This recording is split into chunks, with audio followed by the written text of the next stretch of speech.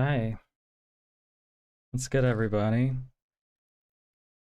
Boy, okay. I'm gonna wait for confirmation on the sound before I say anything too crazy. Can you hear me? And do I sound like shit? Hopefully not. Or hopefully yes, and then hopefully not. My goddamn OBS has been yelling at me lately because it's like, oh, your bitrate is shitty. Thanks.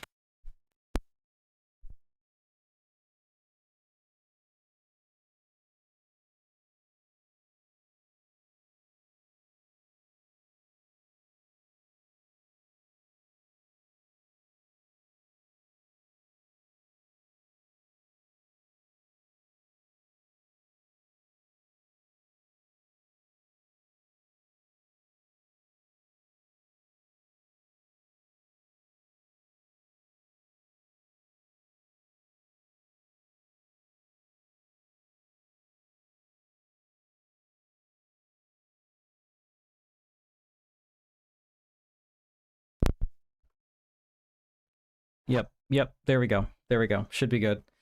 I accidentally unplugged it. Ha ha ha ha ha. Professionals around here.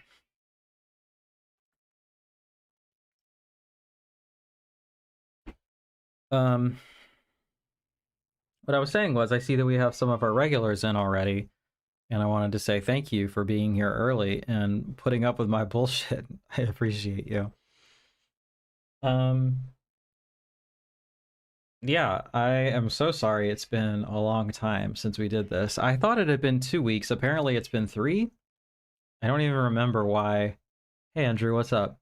I don't even know why I missed it. I mean, I know why I missed it, but I don't know why I didn't make up for it. I don't know. I was so fucking mad on Sunday because I had been preparing all day for stream, basically like making sure I had I was like binging the last of the commissions to make sure I could knock those out. And I I got here on time, like just on time and everything, and like I was like so ready to go. I was all hyped up, and I sat down, and what do I realize but that my computer is in fact not at my desk, and it is not in my bag because my bag is at the house where I was dog sitting. So it's not like it's that far, but it it just completely ruined the flow of everything and like was a total nightmare. So and like to go back there, then I have to like let them out and let them outside and then put them back in. It's a whole thing. And it's also stressful for them, and it's just like I had other things I had to do, and I had like budgeted just enough time, so like it just wasn't. And I tried to do the other things first. I'd be like, I'm still gonna do it. It's gonna be fine. And then I got there, and I was just like, I can't do this. I cannot turn back around and do a whole stream. And then every day, every single day, I tried so hard to make it up and have like last week's stream at some point this week. And every day I spent so much time stressing about it and trying so hard to like work fast enough to get it, and it just didn't happen. You know, I just have too much. We're here tonight, and I'm excited about that. So, um, yes, we're gonna be doing catching up on the rest of the commissions. I'm totally done. I'm totally caught up. So, if you want to give me some work for next week, you know what to do. Oh no. I have too many things in my feed. I can't find them all. So I got to make sure I'm remembering everybody. But I'm pretty sure we're doing Brother 1 and 2. We're doing the Doom Generation. We're doing Anthropophagus, and we're doing Absurd. All right. And Lethal Weapon too. And I think that's everything. Lethal Weapon is a pick from a new segment that I'm starting because I obviously don't have enough to do. Um, and I'll talk more about it. Um, what is this? Oh, cute. Um, talk more about it when we get there. But this is going to be a patron only thing. Just trying to give my patrons something because they are literal saints and I'm the worst. uh, Jeff, what's good? Thank you for being here. I'm excited to talk about them. They were certainly interesting. Um, early ritual plastic. Early ritual plastic Chuck band. Thank you for being here again, Andrew. Shout out to you again. Um, I don't know, man. Should we go ahead and get started? Uh, yeah. Let me get my Letterboxd account set up. My sharing screen and everything. You know.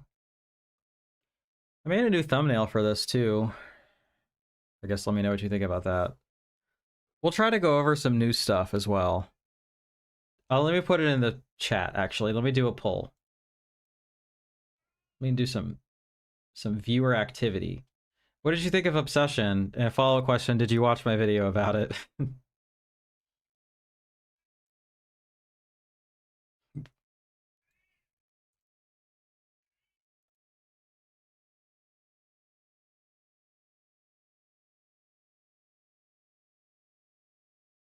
Bigwig is yelling at me to come in, but I'm mad at him right now, so I don't really feel like letting him in.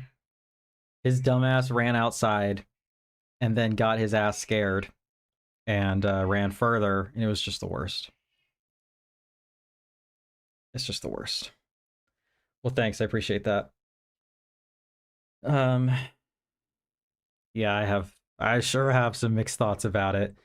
I guess quick plug, if you are a patron, there is an hour and 15-minute discussion that me and Joshua Conkle of the Bloodhouse podcast and also of general screenwriting fame, we talked about it for like over an hour, and it's I haven't made it public yet because I'm not trying to get canceled again, but it is there for the real ones, you know, behind a bit of a paywall so that, you know, I don't get too in trouble. Let me try to fix my hair. Bigwig might end up getting what he wants. He just keeps crying and I'm weak-willed. Yeah, check it out. Spoiler alert. Oh yeah, really shocking.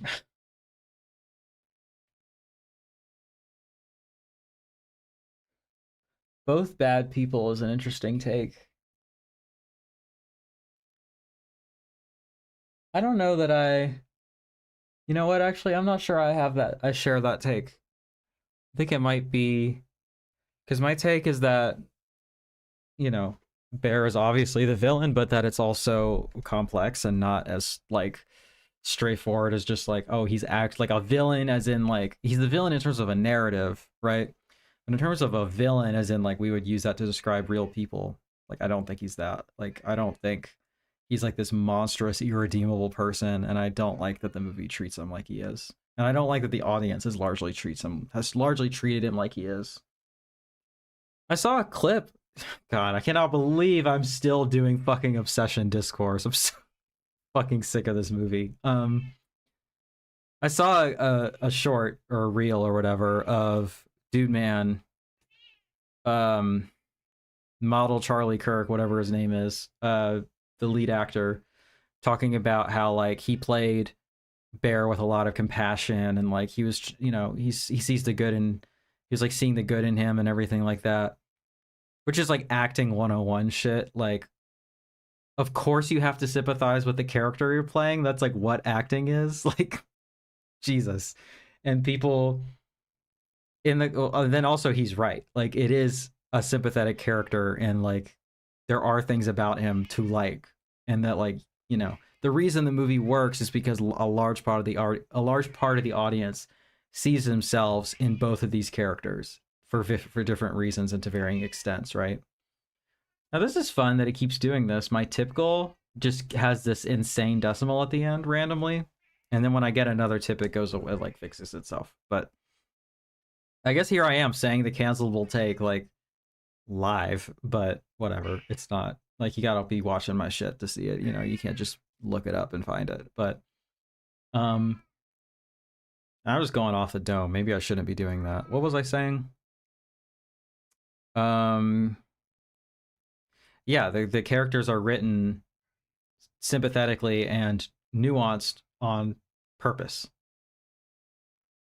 Well, yeah, he's obviously the villain. I was curious why you think Nikki is a bad person. Um, um, what was I gonna say?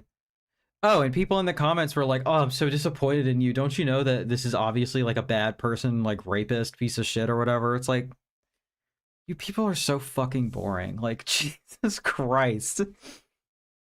You need like fucking morality plays all the goddamn time. You can't hold nuance for 3 seconds. Like, Jesus Christ.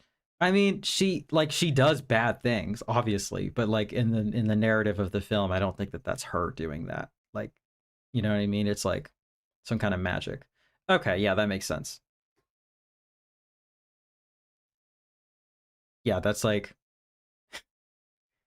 I'm so sick of people acting like they've, you know, come up with some grand revelation that like actually the protagonist is the villain. Like, great. You looked past like not even the surface. Like you managed to achieve the surface level reading of the film. Congratulations. I'm feeling salty today. I don't know what my problem is, y'all. Maybe it's because I am going off of like no sleep and no food and no water for like a week straight, and I'm just like losing it a little bit. Did we lose me for a second? I don't know what the connection is doing today. I did hardwire my shit. Also, mind your business on the fact that I'm wearing the same shirt as 2 days ago. And also now it's covered in dog hair, so.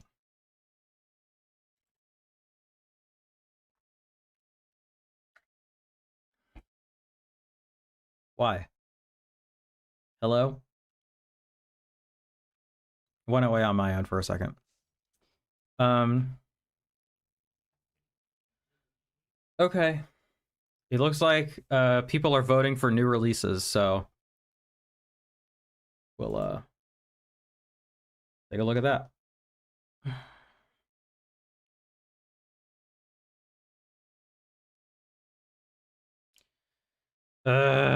Okay. I don't know why that is. Um, there's not a good reason for that to be happening. So that's frustrating. Um,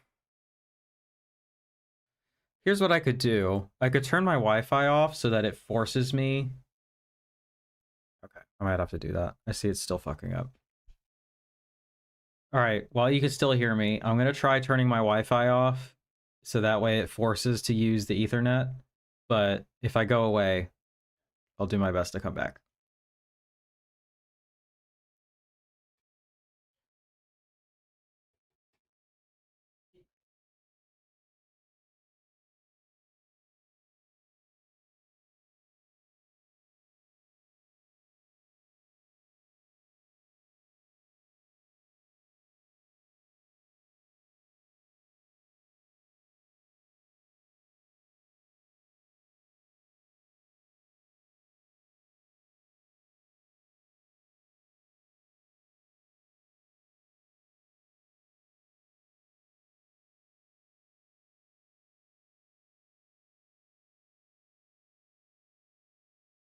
That should work.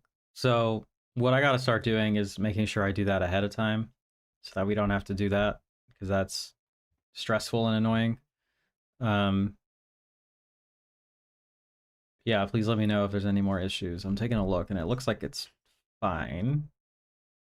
So we'll see how it goes. Okay. um, I guess let's talk about the newest movie that I've seen. Y'all, this is insane. I'm like unwell. I've done like damn, we lost like hella viewers.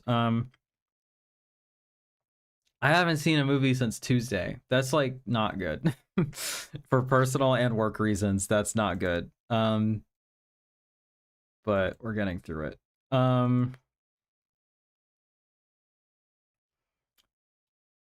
But I saw this on Tuesday. Y'all seen hold on.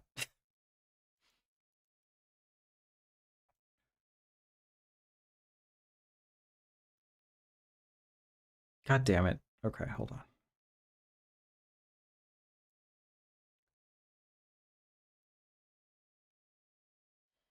All right, y'all seen this movie The Odyssey? It's it's pretty good, right?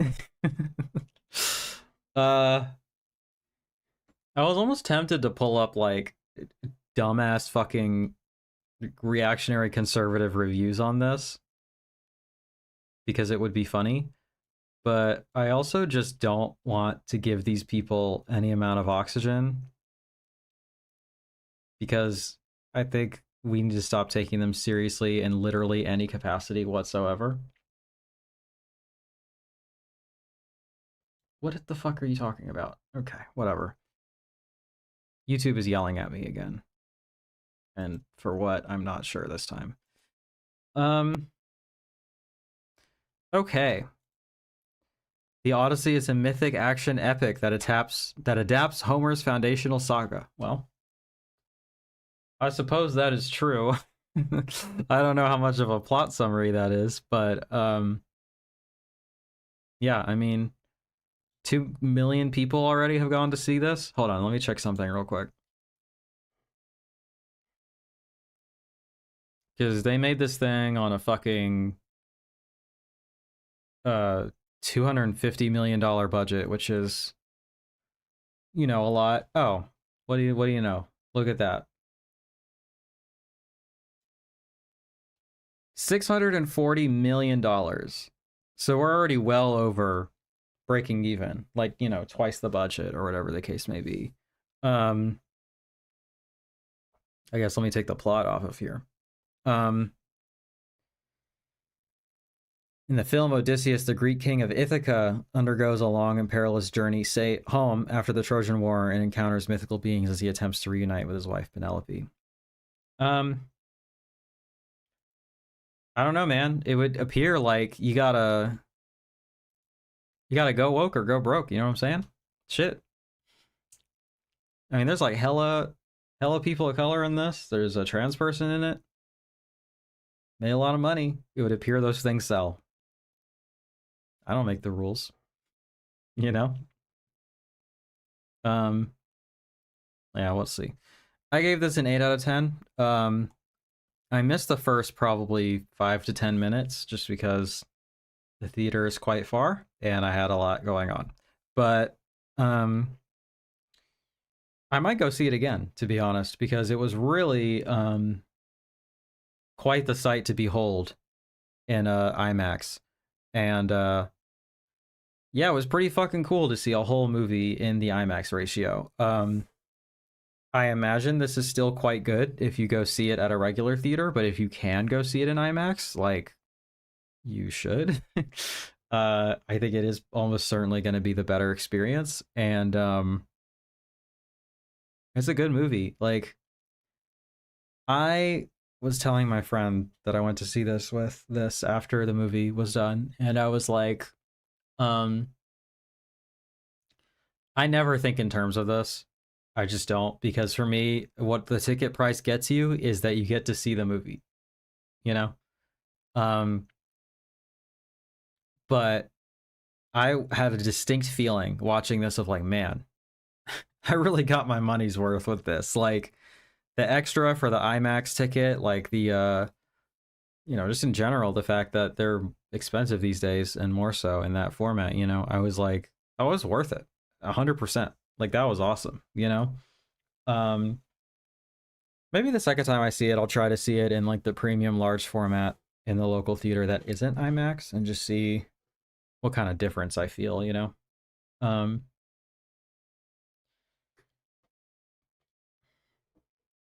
I saw it at my local theater on a normal screen. It was still really good, but sometimes the framing was a little weird. Really enjoyed it though. That's interesting. I think with IMAX ratios, there's kind of it's a double-edged sword a little bit, you know, because like I think when it's at its best is when it is like increasing the scope of a particular scene or visual, right? Hey Brendan, what's good? Um I saw you in the comments of a recent slipcover Steve video, which I thought was funny. Um uh what was I gonna say?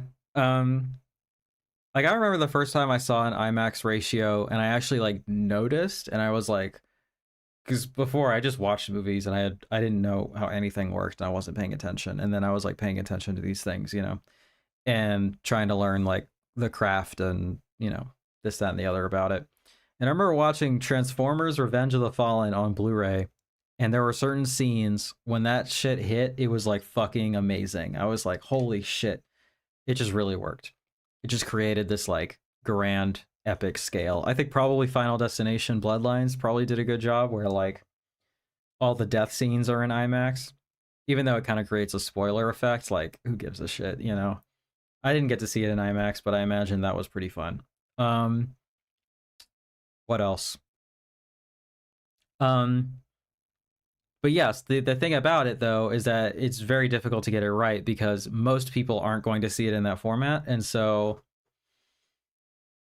you have to make sure that you're not giving like creating framings such that like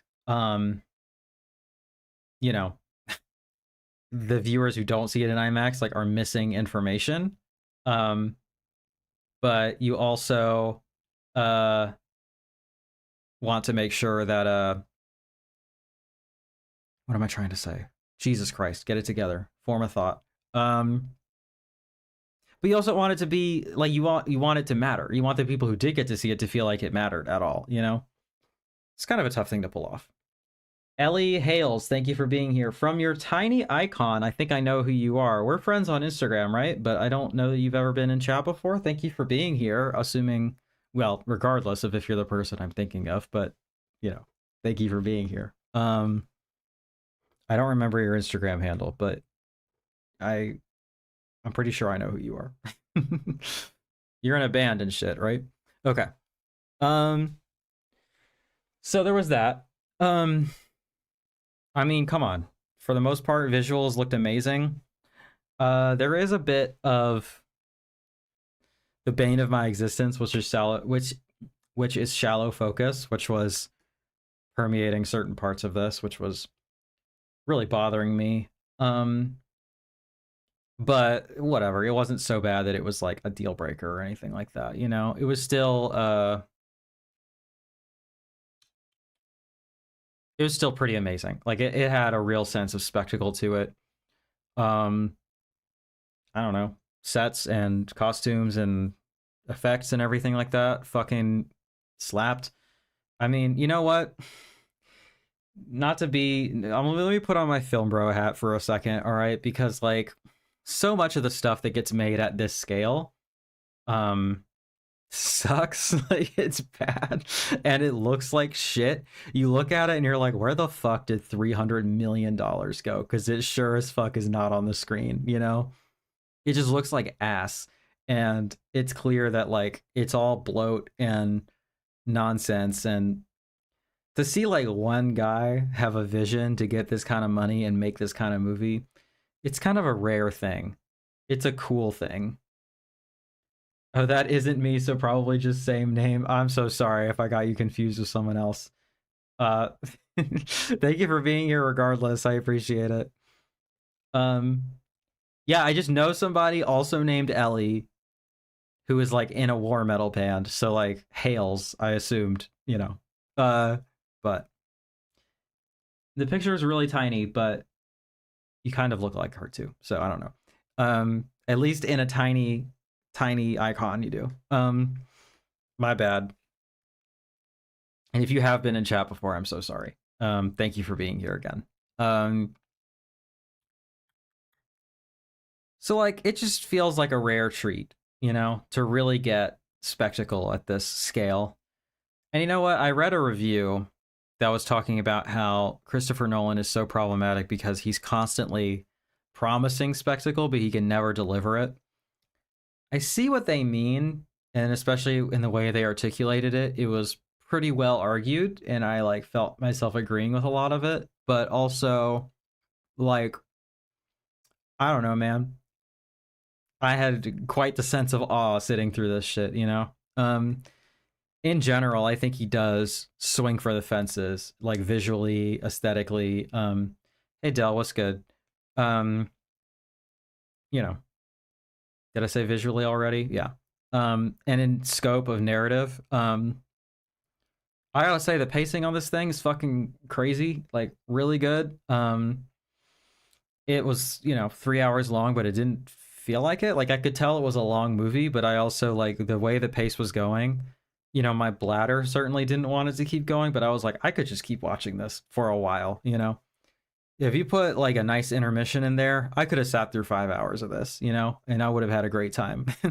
I could have bring back the real epic, you know? I want to see some fucking Lawrence of Arabia shit, all right?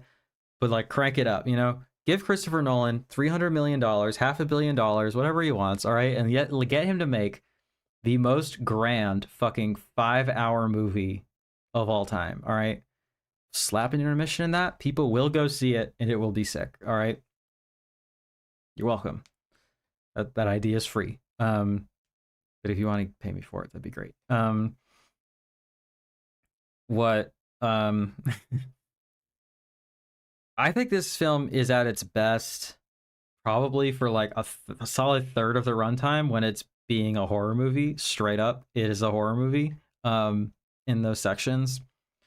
So like you've got the Cyclops scene, which is I think my favorite sequence in the movie. It's really effective, really scary. Sound design is crazy. Um, the way it's shot makes you really feel like you're there. The immersion is on top, you know, top of the top marks on that shit, you know. And you know, then there's like a body horror sequence. And then there's a scene with the giants. That might be my other favorite sequence. That shit was scary. Like that was rough, you know.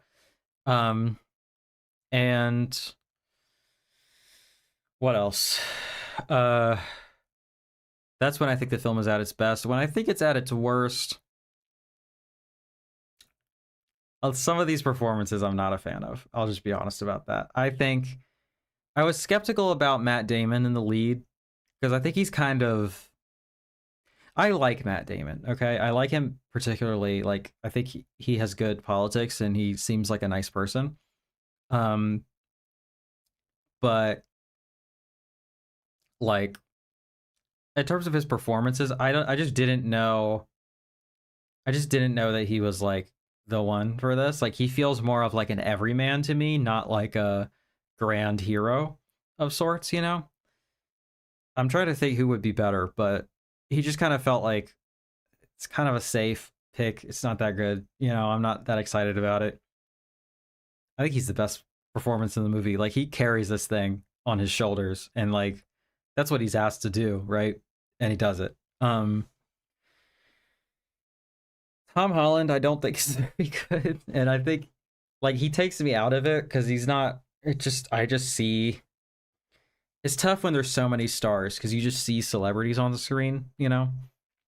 Um, but a really good actor can make you forget or make you put that in the back of your mind, right? And that's what I think Matt Damon does here. It doesn't feel like I'm watching Matt Damon the whole time. Kind of feels like Mark Hamill in some of these parts. Like I feel like I'm watching like Last Jedi era Mark Hamill in some of this movie, you know. Um but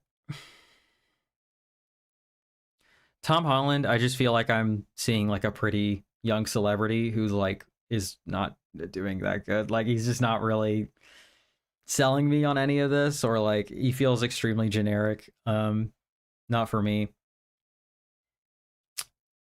I love Anne Hathaway. I am a big fan. I'm a big defender. I have a giant crush on her.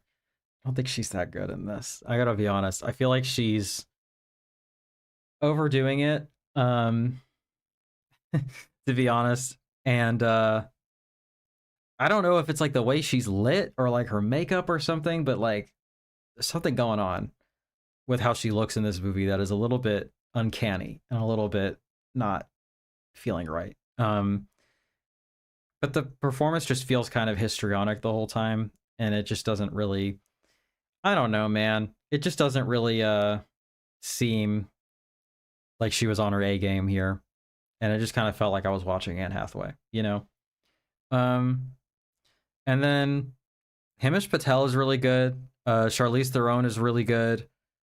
Elliot Page is really good. Mia Goth is really good. I actually really liked her part. I thought she nailed it. She's being a weird little girl, like as she is wont to be. Um, you know. Robert Pattinson, I'm on the fence. I thought he was good, but I thought he was in a different movie. Like something about it felt like he's playing this character well, but it feels like it wasn't supposed to be here. It feels like it's written for a different movie. Um, it's a pretty silly performance. Like it's pretty goofy, which makes sense because he's kind of a goofy guy. But I don't know that that's what this role needed, you know. So I don't think he was bad, but I think he was miscast. These other people, I don't. I think they're just kind of bad. Maybe Tom Holland is miscast too. If like he's not a good actor, like I don't know what to say. Like I also don't think he's that much of a presence on screen, to be honest. I've never seen the Spider-Man movies with him in it. Okay, I've not seen a second of them, so maybe he's good in those. Maybe like it'll make sense after I see those, but I don't see it. I don't know how many movies has he been in that I've actually even seen.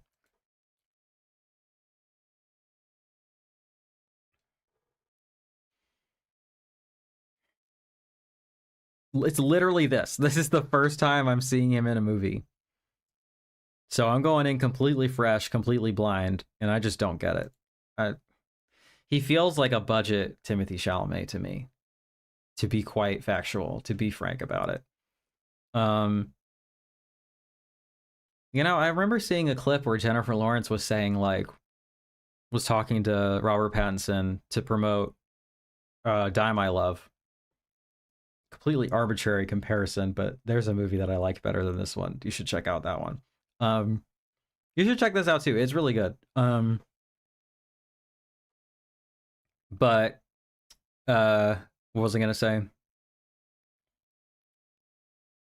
All right, we got some cosigns for him in the Spider-Man movies. Shout out from a channel member, no less. Appreciate you. Um, I'm pretty sure you had the Vinegar Syndrome one when you first commented, and now it's Bela Lugosi. Is that the higher one? Did it change like just now? That's crazy. Um, I don't see it, but maybe he's good in those. Oh. Jennifer Lawrence was saying like, "Boy, I sure wish I could work with Christopher Nolan." And then Robert Pattinson's like, "Yeah, I guess he's all right." And she's like, "Fuck you." Um, maybe she would have been better than Anne Hathaway, to be honest. I could see her doing that. I just like her a lot. I think she's really good, but I don't know. She was able to play really big in Die My Love and still feel like there was some kind of emotional attachment, you know? Um, so I think that's everything I have to say about it. It's pretty sick. Check it out. It's not perfect. I have my notes. Um, I think it would have been nice actually. This is something that I've noticed with a lot of his movies is that he packs a 4-hour script into a 3-hour movie and it feels really rushed and it feels like a lightning pace. That can be good. Um, but and this I think it would have been better if you put it in 2 movies or if you just made it 5 hours or 4 hours or whatever. Honestly, like that's kind of how I feel about it. But yeah, that's just an issue I have with him in general. I think the sound design was better on this than it has been in his other movies. Like, you know, uh, I know he's pretty notorious for having impossible to understand dialogue. Oh, can I say, what's his name? Uh, Ludwig Göransson, the composer of the best score of last year, did the score for this. Boy, boy, is he so much more talented than what's his name? I can't believe I'm blanking on his name, but the guy who's ruined movie scores for like 10 years. The fuck is his name?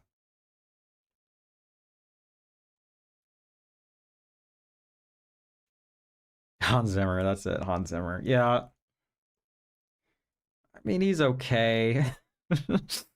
I don't know, man. Yeah, like, there's a lot of things I didn't like about Oppenheimer. No, I like Danny Elfman. He has been coasting on the same score for like a while now, but oh, no. Yeah, Hans Zimmer. I don't know. I think ever since Inception, it's been kind of a nightmare. A lot of big budget or like action scores. And Ludwig, what's his name? God, that guy is so talented, and he's like so musical too. Like, I guess it's fine that it feels like a lot of the time Hans Zimmer is only writing for the screen and not writing music, or just creating like excitement or whatever, or like tension, but not really like emotion. Outside, oh, those are emotions. You know what I mean? But like, I don't know, man. I've never heard anything in a Christopher Nolan movie as good as the like the smokestack theme in Sinners. You know, like holy shit. You know what I'm saying? Um, I'm not saying he's. What scores did he do? Hold on. Maybe I'm talking mad shit for no reason. I just know that there has been a certain type of film score for the past like 20 years that I have not been a huge fan of, that I feel like he is responsible for. I just don't feel like any of these are particularly memorable either. Oh, he did the one for 12 Years a Slave. That's crazy. That's got to be a more dynamic score than some of these other ones, right? Wonder Woman 1984. I'm just looking at this list and I don't see anything where I'm like, oh, the music in that was so good. Like, there's a lot of movies on here that I love, but I don't know if it's because of the music. Um, The Long Walk is is that the one that came out last year? The Stephen King adaptation?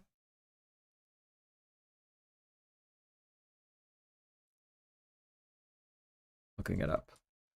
I know I'm behind on chat. I'll get to it. Yeah, yeah, yeah. It's awesome. I did a review for it last year. Yeah, the movie rules. What do we got? I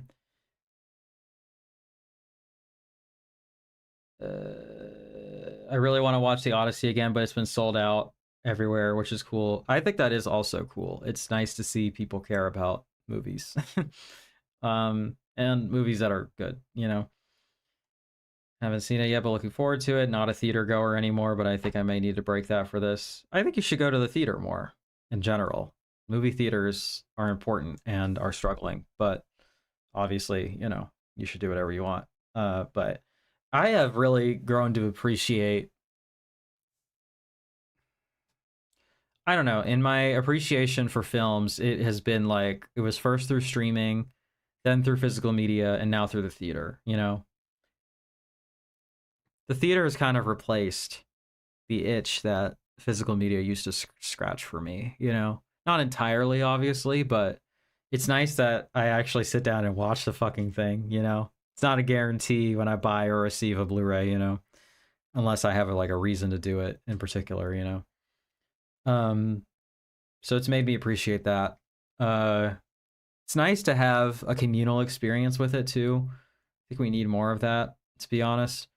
Community is something that we're increasingly losing, and it's nice to have a space where strangers come together to experience art. I think that's powerful.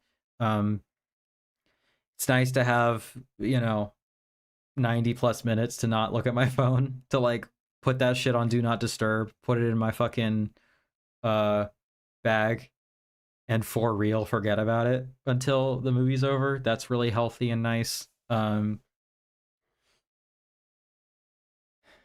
Premium screen, premium sound, it's all pretty cool. I like it. um how often do you do Punk Vacation? I just heard you on one the other day. As often as I have a segment ready, but it's like at least every month, I think. I'd like to be on there more for their other stuff, but I'm not a Vinegar Syndrome subscriber, so I'm not going to be able to watch all those movies. But I've been on there a few times for full episodes, kind of reacting to the announcements and stuff. But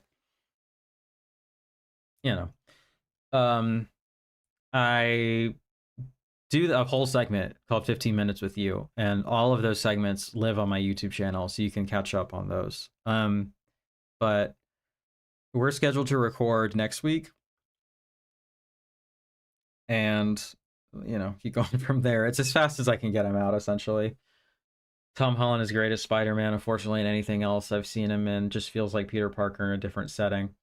Yeah, I wonder, sometimes that's not the actor's fault, and sometimes it really is just like you nailed one thing, but you're not that dynamic. I'm not sure how easy it'll be for Daniel Radcliffe to ever not be Harry Potter. I don't know how easy it will be for Elijah Wood to not be Frodo Baggins. Mark Hamill, Luke Skywalker. There are certain things that are just so completely iconic, and I feel like Spider-Man might be one of those, but it doesn't inspire confidence that I've never seen those, and I didn't think he was very good. So, anyone have any recommendations from the Arrow sale that starts at Barnes & Noble tomorrow? I used to have that release of Barbarella behind me because it's got like the best fucking artwork. That's pretty cool. The Coffin Joe set is really sick. Off the top of my head, I don't know. There's probably good stuff. Arrow is a pretty solid label. I feel like you can't really go wrong. Jackie Chan sets. Some people defending Hans Zimmer. Gladiator score. Probably. It's a good movie. I don't remember it, to be honest. And I'm really just talking about, like, I feel like he did something, maybe it's not even his fault. It's a little bit his fault, but he did like the Inception score, and that feels like it kind of rewrote big budget movie scores going forward. And like, it would be less his fault if he didn't continue to participate in it. I don't know. Yes, The Long Walk came out last year. I do love Zimmer's Interstellar score, but Ludwig just adds something way cooler. Yeah. That's how it was growing up for me. My parents thankfully took me to see movies all the time in the 90s. There's people who have their phones on when they watch movies. I mean, yeah, there are definitely people. I was a big theater goer for most of my life. I just can't deal with the people, and I find it too distracting, plus fucking expensive. Movie Pass is pretty sick. Like, it's not, you can't just see everything, but like Regal Unlimited, AMC A-List, Movie Pass. I think it's actually pretty affordable if you don't mind. Like, if you go more than twice a month, it's pretty affordable. I think. For most people, I would say. I mean, I think Movie Pass is in pretty much every market, and I think everywhere more or less has. Maybe I'm being ignorant right now. I think between those two things, those three things, you should be able to find something. Yeah, I don't know. It's just when I compare the two, like, I immediately noticed how good the music was in this movie. And this is not something I apparently feel about any of Hans Zimmer's movies. Regal Unlimited, my beloved. That's right. That's right. The only reason I stopped having it is because I went to Movie Pass instead, and I could go to my local theater with recliners, and the Regals around me have the shittiest seats of all time. So there's that. I know you don't buy much anymore, but get any releases in lately. Yeah, I got all of the new stuff from Melusine. in terms of stuff I bought myself. Oh, you know what? I'm going to be doing a special episode on Punk Vacation. I don't know if it's going to work in the way that I envisioned it because we're so past June at this point. But I wanted to do a partner label highlight episode a couple times, you know? And so I bought a bunch of partner label titles that are like sex themed. So I'm excited to go through those. I didn't participate in the Criterion sale this month, unfortunately. Cruising is, in fact, yes, on Arrow. That would be a pretty top recommendation for me, actually. Because I've actually seen the transfer and watched the features. And the 4K has features that the Blu-ray does not. And it's pretty sick. And I also wrote an essay about it. So check it out. In the Mouth of Madness, I've not seen it, but I imagine it's good. Movie Pass still exists. It sure does. Brendan, are you a patron? Are you in our Discord? Because I would love to see a picture of that package. That's got to be insane. Like your poor postman. You should be in the Discord if you're not. I can't remember, to be honest. Sometimes, look, I love everybody who's in my Discord. I love everybody who's a patron, but people have different screen names, different places. I get confused. All right.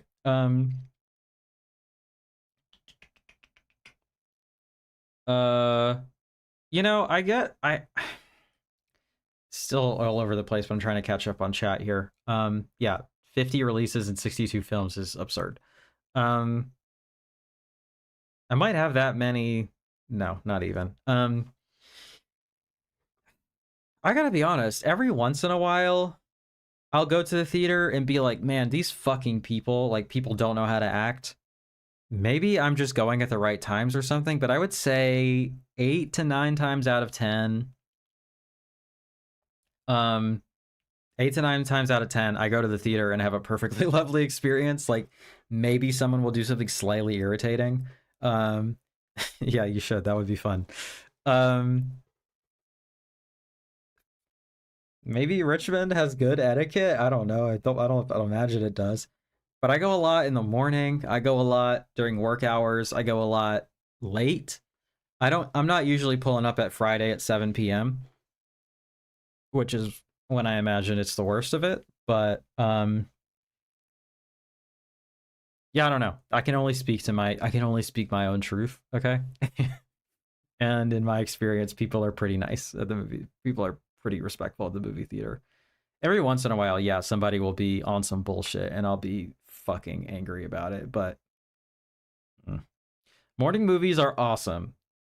For a while when I was working afternoons, like I would clock in at like 1 or 2 and I would just wake up, go to the movies and then go to work. It was awesome. It's like the best way to start the day is going to the movies. It's so sick. Movie Pass still exists. Yes, they had to rebrand and kind of revamp their whole shit because I think they just went out of business on the old model, but they do, and there's ways to game the system to get more value out of it. I'm not trying to fuck up the bag for everybody, but like, if you want to be a little creative about it, all right, you can, yeah, that would be very, that would definitely help me out. If you want to get creative about it, all right, there are ways to make that go pretty far, you know? Okay, the way I'm going to give you my hack real quick for how I see as many movies as I want for probably $40 a month, I think, is what I end up paying when everything is said and done. Movie Pass and not Regal Unlimited, Fandango Plus. Fandango Plus is fucking good. It's fucking awesome. All right. And if you are popular or whatever, and you have people who want to go to the movies with you, and you buy their ticket and they just pay you back, it's a win-win. You save them the service fee, you get rewards points. The amount of promo codes and shit that I get, the amount of free tickets I get with my rewards points and shit, because you double up on the rewards points. You go, you get the theater specific one, and then you also get the Fandango points. For my problem would be the amount of money I spend on popcorn each time. Maybe I just am not a person who likes getting snacks at the movies most of the time. I do it once in a blue moon. But my theater, at least with my system that I have going on, has a pretty generous rewards program, and I have more free popcorns than I know what to do with. So like, I'm always saying to the person that comes with me, I'm like, "You want free popcorn? I got you." I don't get the drinks fast enough because sometimes I'll get a drink. I like a drink, all right, but I don't $10 like a drink. You know, bring my water bottle. You know. Uh, what else? So yeah, those two things. So like, if you have Fandango Plus, okay, you can exchange your tickets for credit, no problem, no fees, no questions asked, whenever you want. So I guess what I'll say about that is when you check in and buy a ticket on Movie Pass, you don't have to go to that movie. You can just you can just use that credit whenever you want. And sometimes there are days where the showings are cheaper, but you bought a ticket to a more expensive one using your Movie Pass. So you have some left over that accumulates. Other strategies, all right? That's all I'm saying. You can make it work, all right? And then with the Fandango Plus, you get $5 off for every 4 tickets you buy. So if you bring a friend, you go twice and you already have $5 off your next one. You get free ones at the theater with the rewards program. The Regal program is actually pretty generous as well. And you get $10 every month from the Fandango Plus. You get a free one too when you sign. It's pretty sick. Okay, it's $100 a year, so it works out for less than $10 a month. You do have to pay for it up front, which sucks, but it is what it is. So between those two things, I have not paid for a ticket since I started this. Like, at least, you know, I've paid for those services, but I've not bought a ticket out of pocket that I can remember since then. And I was seeing a lot of fucking movies last year, you know? So, you know, make it happen. I will say, I'm yapping. Movie Pass used to be better. They've started cracking down a little bit. You don't get as much out of it, but it's still worth it, you know? So, excuse me. Okay.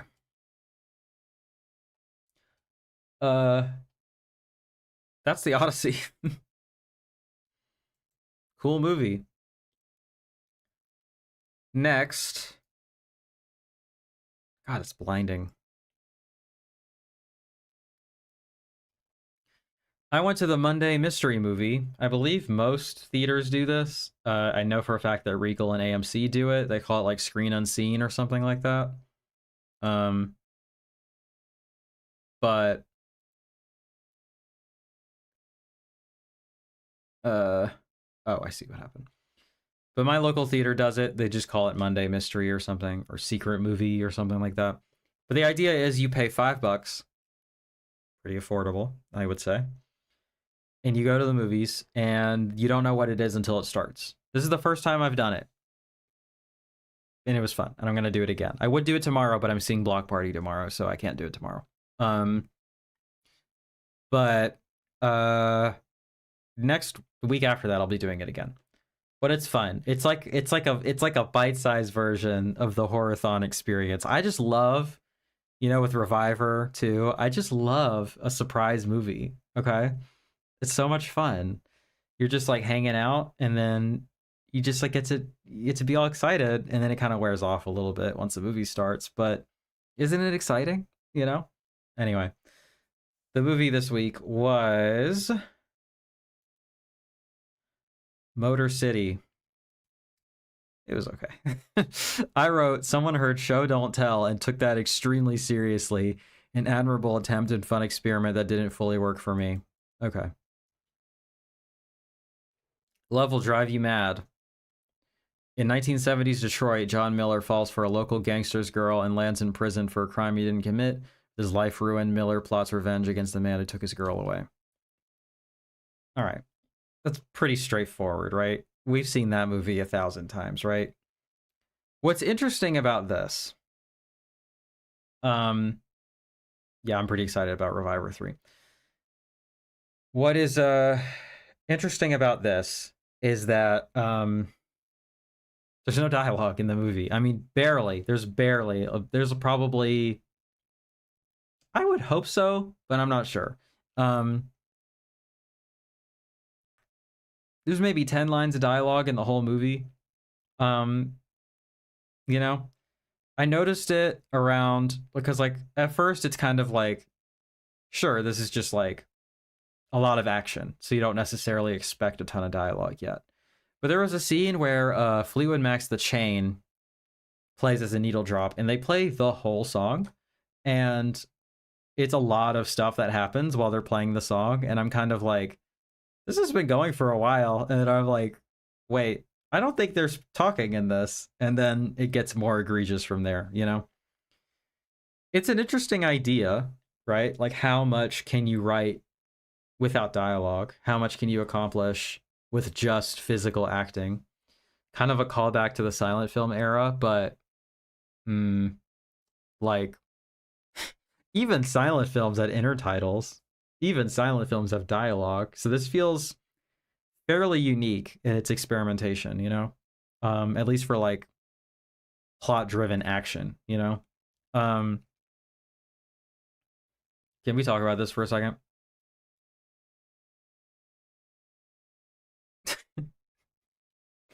The director's name is Pazzi Ponceroli, or however the fuck you pronounce that. Look at this. Look at this man. This man was born to make fucking gangster period pieces. He looks like a goddamn oil baron. Like, come on, man. Like, what's going on there? I just saw that picture and I thought it was so funny. Um, okay. Anyway. Um, that's Adam Sandler, kind of. Uh, what else do I have to say about that? Oh, okay. Minor spoilers for Motor City. I'm not spoiling anything that wasn't in that letterbox plot description. But like you see these two people fall in love, right? And then sort of apropos of nothing, police kick down their door, rough him up, arrest him, take her away. And then, you find out he's been framed. She instantly believes the police and like hates his guts and like leaves him. And like, you're a bad partner. I'm sorry, but you're a bad partner. Like, if my partners at any point, any of them in any of my adult history, at my relationship history, whatever the case may be, had been arrested, okay, and been charged with like insane drug smuggling or whatever, I'd have a conversation with them about it. I'd ask them a single time. I'd be like, so like, did you do that? Like, and then you can maybe choose not to believe them depending on how dependable they are, depending on, I don't know, man. I feel like you could tell if your partner was lying that much. Maybe I'm too naive and that's what gets me in trouble. I'm too trusting. But um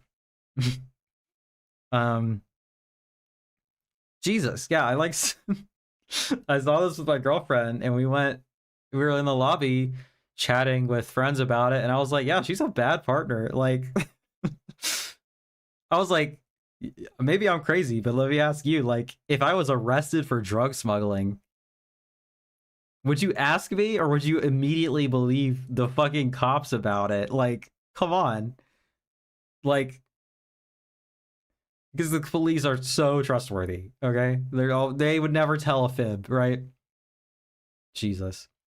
Anyway, that bothered me. Because this guy's like devoting the rest of his life to this person, and it's like, she sucks. I don't know what to tell you. Like, you could do better than that. Whatever. Anyway, that's that one. What else do I want to cover today? Let's do the invite.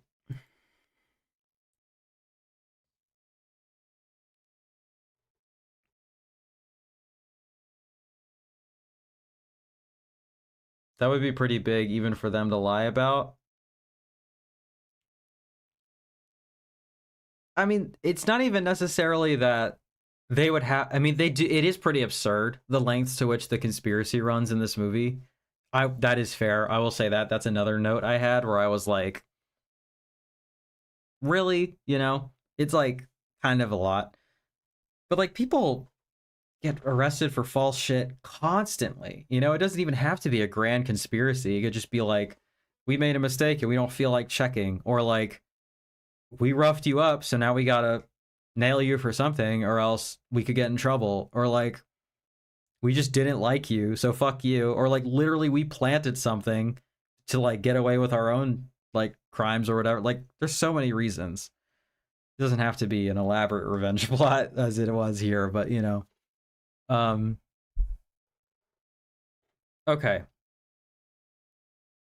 The Invite, Olivia Wilde. It'll be fun. Joe and Angela's marriage is on thin ice. When they invite their enigmatic upstairs neighbors for a dinner party, the night spirals into unexpected places. This is kind of a, what is it? Is it called a pot boiler? Is that what I'm talking about? You have like a handful of people in one location. I believe this is a movie that's a remake of a Spanish film that's based on a play. So we're kind of copy of a copy of a copy at this point, but copy of a copy. Yeah. But man, it's good. It's so good. It's one of my favorite movies of the year, for sure. I think it's beautifully shot and directed. Like, it takes creativity and it takes some work for me to say, wow, the cinematography is really good in a movie that just takes place in an apartment that's just like a comedy. A lot of things happening here to let the cinematographer be on autopilot, and not, put their all into it. But this person certainly did. Who was the DP on this? Adam Newport Vera. What else did you shoot?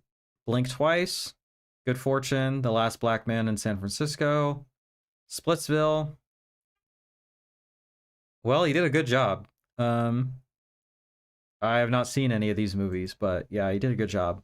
What else? Yeah, her performance was really good. Tag yourself. If you see this movie, who is the most relatable character to you? For me, it's Olivia Wilde. Neurotic and anxious as fuck. So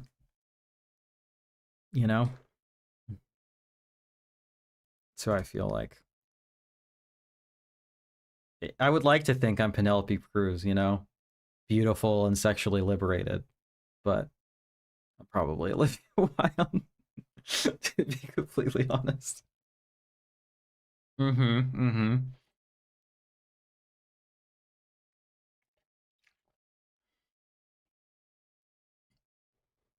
Um, so like, how much about this should I say? Because the trailer doesn't give away like the kind of, is it even a twist? The conceit of it or whatever. You find out another shoe drops about halfway through, right? I guess I won't say anything. But the trailer hints at something, and I can assure you that it doesn't. Well, maybe it does, but it doesn't. Whoa, holy shit! Shout out to you, goddamn. Ragnar, what's good? What would you like? Hit me with a list. Everyone say thank you. You're the fucking GOAT. Goddamn, dude. You don't even know. I'm struggling lately. That means a lot to me.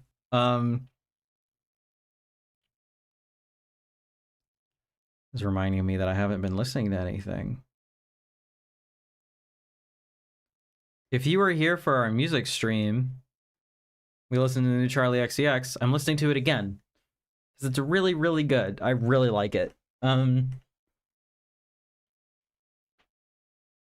Steven, I don't see you in chat, but Feel free to drop your requests, whatever you want. I got you. I appreciate you so much.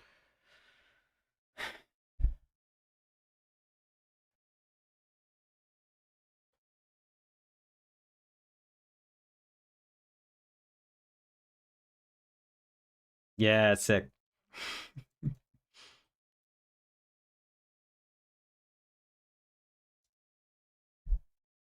Um,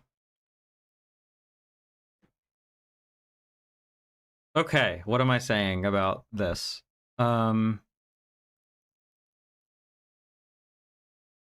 Seth Rogen is really good. People were like saying that they're surprised that he's good in this.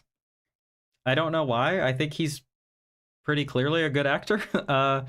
Sure, he does silly movies or whatever, but he's really good in this. Ooh, an ex-hooker's Christmas Carol. I've never heard of that, but you got it. All right, Glow. Guess Who's Coming to Dinner, Forbidden Love, and an ex-hooker's Christmas Carol. That sounds awesome. Let me look those up, or let me add those to my list, and then I'll talk more about the invite. Um,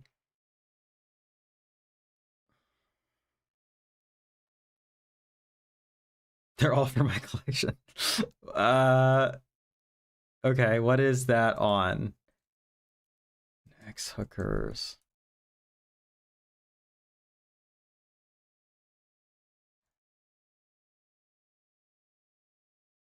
Is that a bonus film on something, maybe?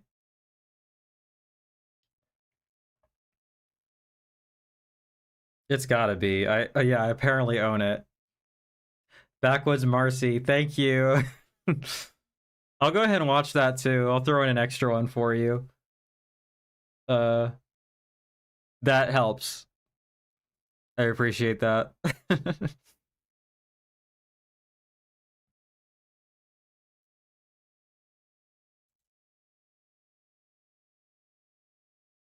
This album is about like having an identity crisis and feeling like you can't live up to expectations and wanting to be dead, and also the beauty of total oblivion and the fact that there's no afterlife. This really feels like an album that was made just for me.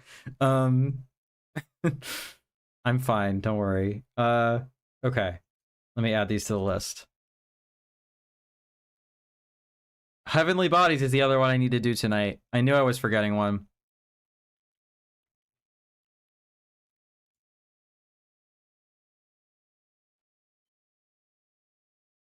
After the invite, we're going to go to commissions because my voice is kind of struggling today, and I don't want to be going too much longer, and I'm going to do all of these commissions for sure.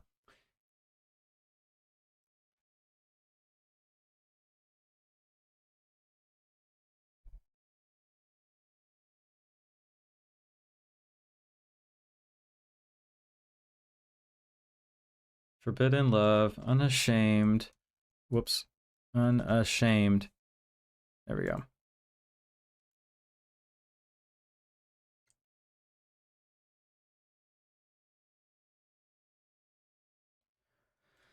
Tight. I appreciate that a lot. I'll knock out some stuff for my collection too. Pretty cool. Um.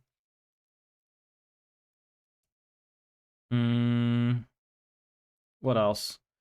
I gotta fix my lighting because I have this new fucking hair and it's so good, and you can barely see it in my lighting. It's unfortunate. Whatever. Um. The invite. It's really funny. It's kind of hot. And everybody's really good in it. Oh, the thing about it that really bothered me. Yeah, it's relatable. Cool. I appreciate that.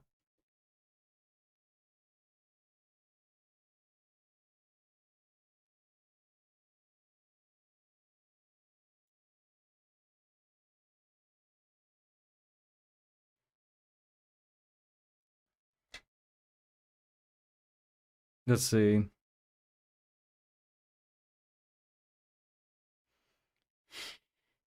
Maybe I shouldn't share my screen because I don't want to put anybody on blast. But I ranted about this in my Instagram story because it irritated the shit out of me. A lot of these, a lot, a lot of the top reviews on Letterboxd are going to be annoying, and I have to just accept that. The platform has grown quite a bit from when I first joined, and you know, it's a lot of people making pithy one-liners. I really wish there was a joke tag that we could use so that I could choose whether or not I want to be subjected to people's, shall we say, one-liners of varying success. The one that always bothers me is if you just make a joke and it's not that good, that's fine. If you make a joke and it's good, all right, I appreciate that. I like a good joke, you know? Like, I just liked one from Justin LaLiberty that was pretty funny, and I appreciated that. But,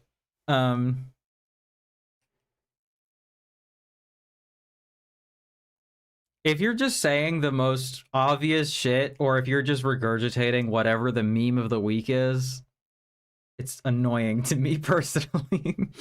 Maybe I need to be not grumpy, but the top review on here is I love when a movie is basically a play.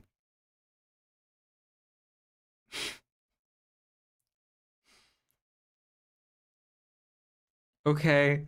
It's like saying I love when a movie is basically a musical and it's a musical. Like, yeah. Yeah, man, that's how it was written. I don't know what to tell you. Like, okay, it's fine. I just don't know that that's such a novel thought or whatever that it warrants 16,000 likes or whatever, but it's fine. Now, the one that bothered me a lot. This is a review with 11,300 likes. And it says, crazy how everyone understood the assignment. Okay. Okay. This is a movie with 4 people in it. Okay. I would really hope. Okay. And after looking into it a little more, this movie didn't have a casting director for movies for reasons that will make sense. But generally speaking, movies have a casting director. They have a person whose whole job is to make sure that everyone gets assigned to the correct assignment, you know? Also, come on, man. These are like all A-list actors who know what the fuck they're doing. Okay? Like, I would hope that they understood the movie that they signed up for and the script that they read and the part that they played in the job that they have as consummate professionals. Okay? But it's also like that would be a review that would maybe make sense in like Ocean's 11 or something, maybe. If there's a big cast and every single person nails it, all right. That's a feat, all right? But like you managed to find 4 people that knew how to play these roles well. Yeah, man. Like that's like the whole thing. Like but also after looking into it, like all 4 of these people worked with the screenwriter. Also, not for nothing, but one of the people who understood the assignment is the goddamn director, so she's like creating the assignment, okay? Um but all 4 of these people worked with the screenwriter, building their characters together, improvising on set, etc. Yeah, man. I would hope they understood the assignment they gave themselves. Maybe I shouldn't be this fucking worked up about this. It's really not that big of a deal, but it irritated me. Anyway, the invite is really good. 8 out of 10. You should go see it. I fuck with it.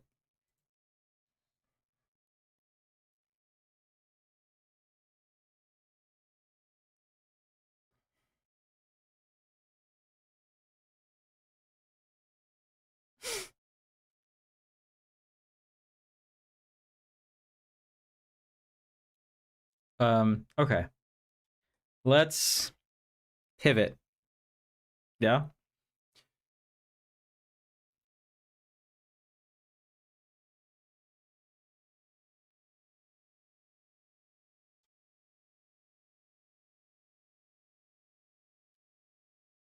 Pulling up the ones I gotta talk about today. Let me make sure I didn't forget anything from back here. I don't know if I could trust your reviews after that Strokes 5 out of 10. That's fair. I told my girlfriend that you said that about me, and it wasn't just you, it was a few people that said I was too generous because I have quite a reputation among people in the real world for being a little bit harsh. All right, because people will walk out of movies and be like, it was whatever, I'd give that a 7 out of 10, and I'm like, no, that's not how I go about it. And it's also my job to be a critic, right? So like, I'm pretty used to that, and I like doing it, you know. So like, I have a bit of a reputation for being harsh. So it was fun to hear the other thing, to hear it the other way, like you're too nice. Because I think I am pretty nice. I think I am pretty nice about this stuff, you know? I don't get a lot of joy from like shitting on things for no reason. Like, I don't love like giving things super low ratings either, you know? Like, typically I see the effort, I see the vision, I see what it was going for, you know? And I'm like, yeah, all right, I can meet you where you're at, you know? And then sometimes it just sucks, you know? That is what it is. I guess let's go in order. Let's talk about, it's got to be my favorite movie we're going to talk about so far, or tonight, The Doom Generation.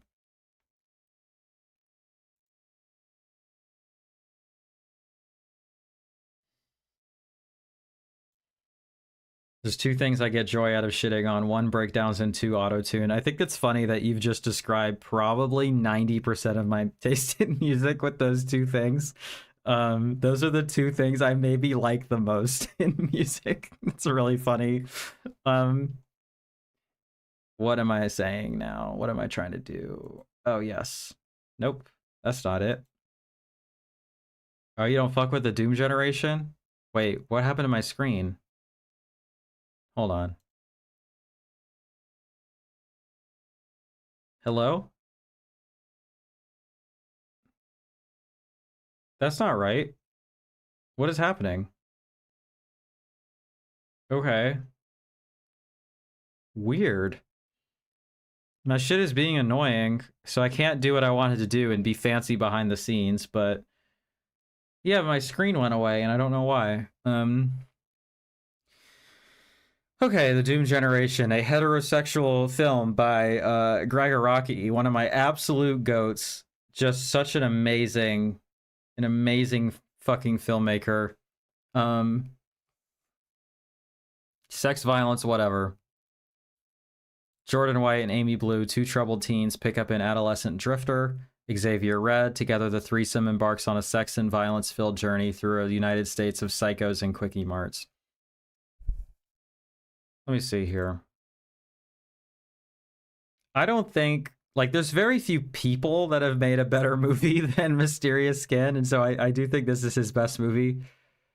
I'm not sure if I like it more than The Living End, because I really love this movie, but it's close. I forgot that he apparently did an episode of this. That's annoying.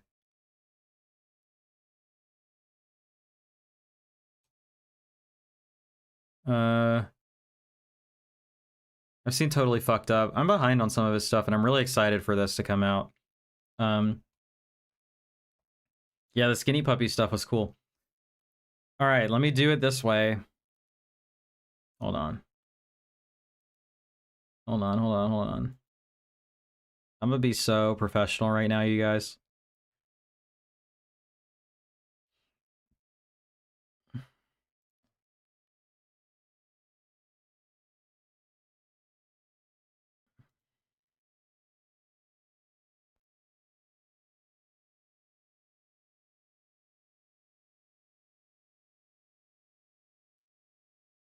Nice.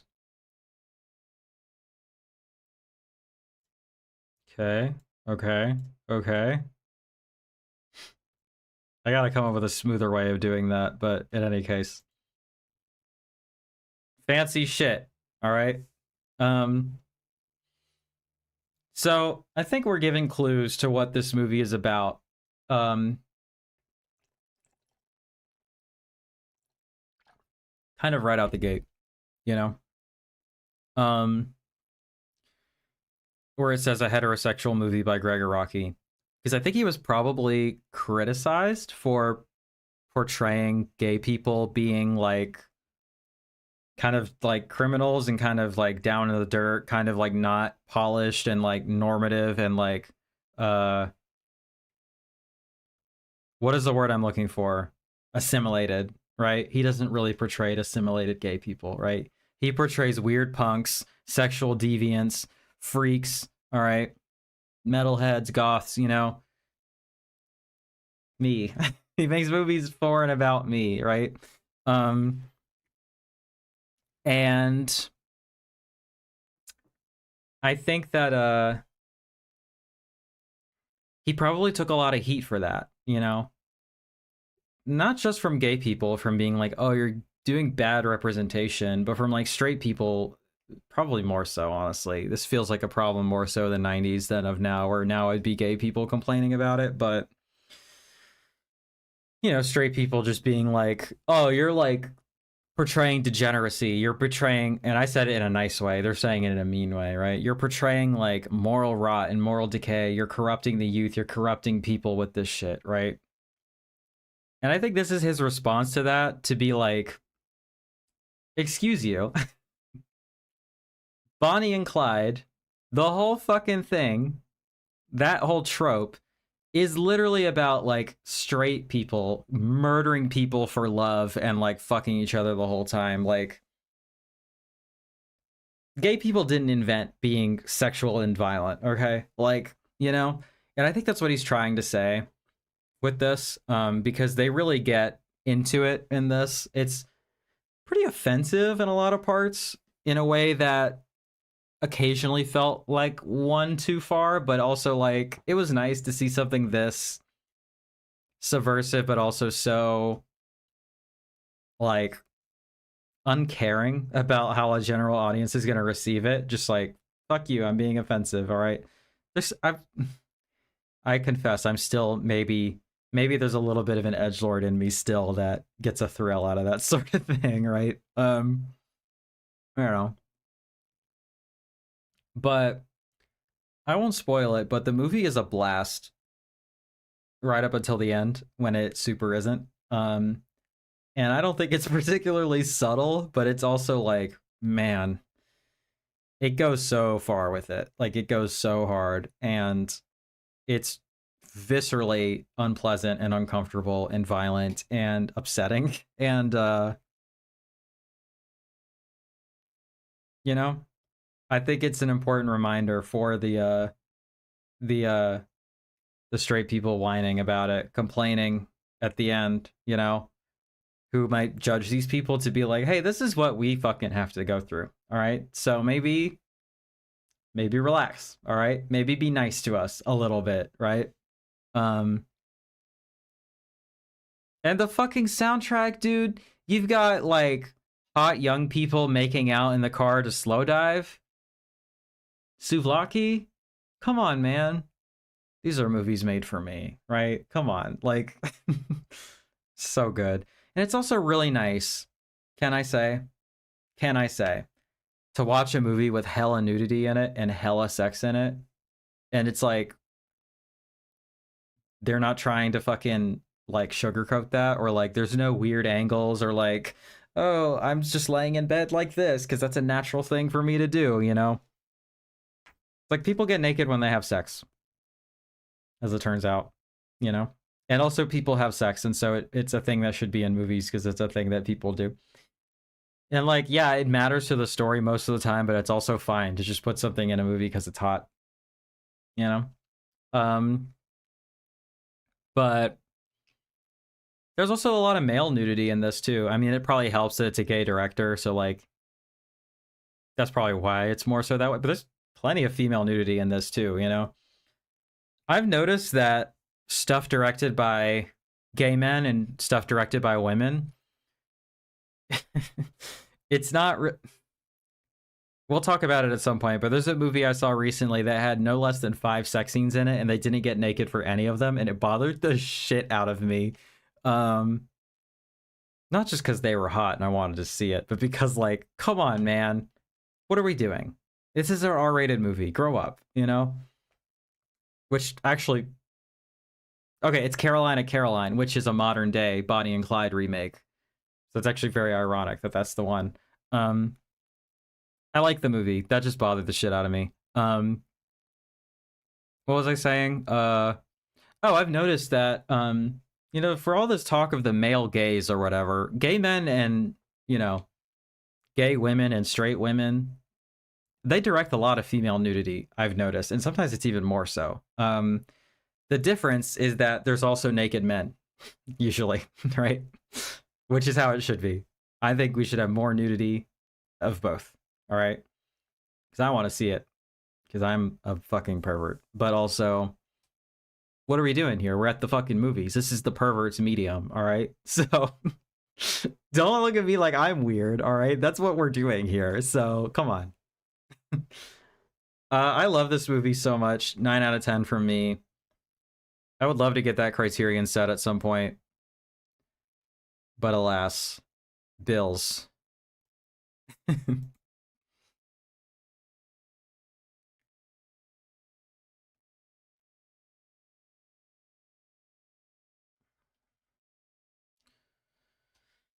Okay. Let's see if this works. God damn it. Make all the parts bounce. That's correct. I don't know why it's doing that, but that's really annoying. Um, I think the issue I had with it, it's been a while since I tried rewatching it, was the dialogue, and it just got too silly. I get why people like it. The dialogue is ridiculous. It is kind of bad in some parts, but it's so over the top and it commits to it so thoroughly that it didn't bother me. Like, it's kind of part of, because everything about the movie is extremely over the top, like the sex and especially the violence and the visuals and everything is like at an 11. And I think that the the dialogue is just matching that. Okay. I wish I had it in front of me, but I've gotten a bunch of people subscribed at once, and then I got a lot of music requests and stuff, so my little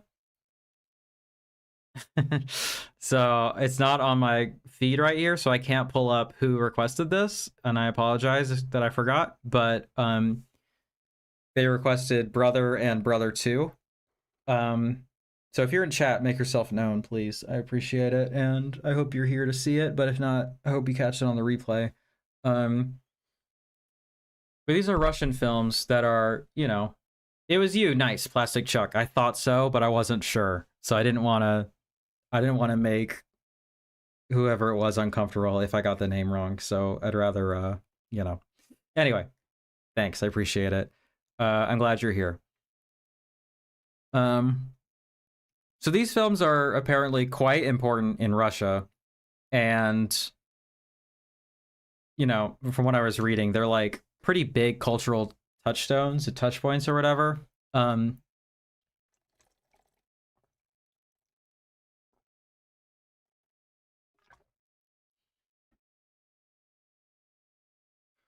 Anyway, okay.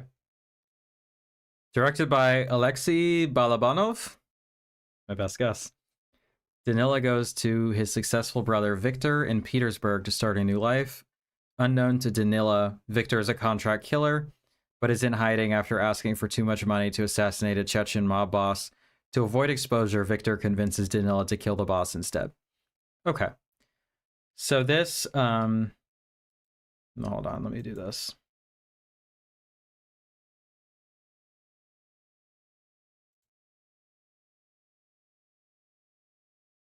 Doing a lot of films from the 90s today.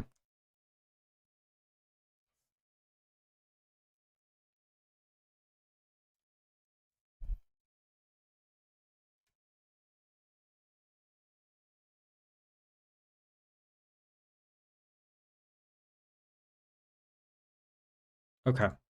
I wish I could do that while I have the thing on screen and while I'm talking, but it won't let me. So, uh, what am I saying? Oh, so the one that I watched both of these was on YouTube. And help me out here if anybody else has seen these movies. But the first one was like grimy looking as shit. Like the color palette was so desaturated. Like it looked like I was watching the first half of Stalker. So that might have been on purpose, but that's what it felt like for sure. Like I mean, really like sepia tones all the fucking way down, you know? And then when I watched the second one, I assumed it came out like a decade plus later because everything was crisp as fuck. It looked like really digital. Um, but not as much. So I'm not sure if it was just a shitty transfer difference or if it was just a huge stylistic difference. But I had to watch this in 8 parts on YouTube, and it was really annoying because the end cards wouldn't go away. So I missed probably a collective, what, 80 seconds of the whole movie because it would just go on screen and then I can't read the subtitles and there's nothing I could do about it. So I had to kind of piece it together. There's another high quality upload, but it doesn't have English subtitles. So what can you do? But what am I trying to say? Oh, this one was good. I liked it a lot. I gave this one a 7 out of 10.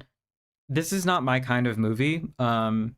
These kind of like super masculine kind of convoluted sort of like mob movies, that kind of thing. Like it's not generally my kind of thing.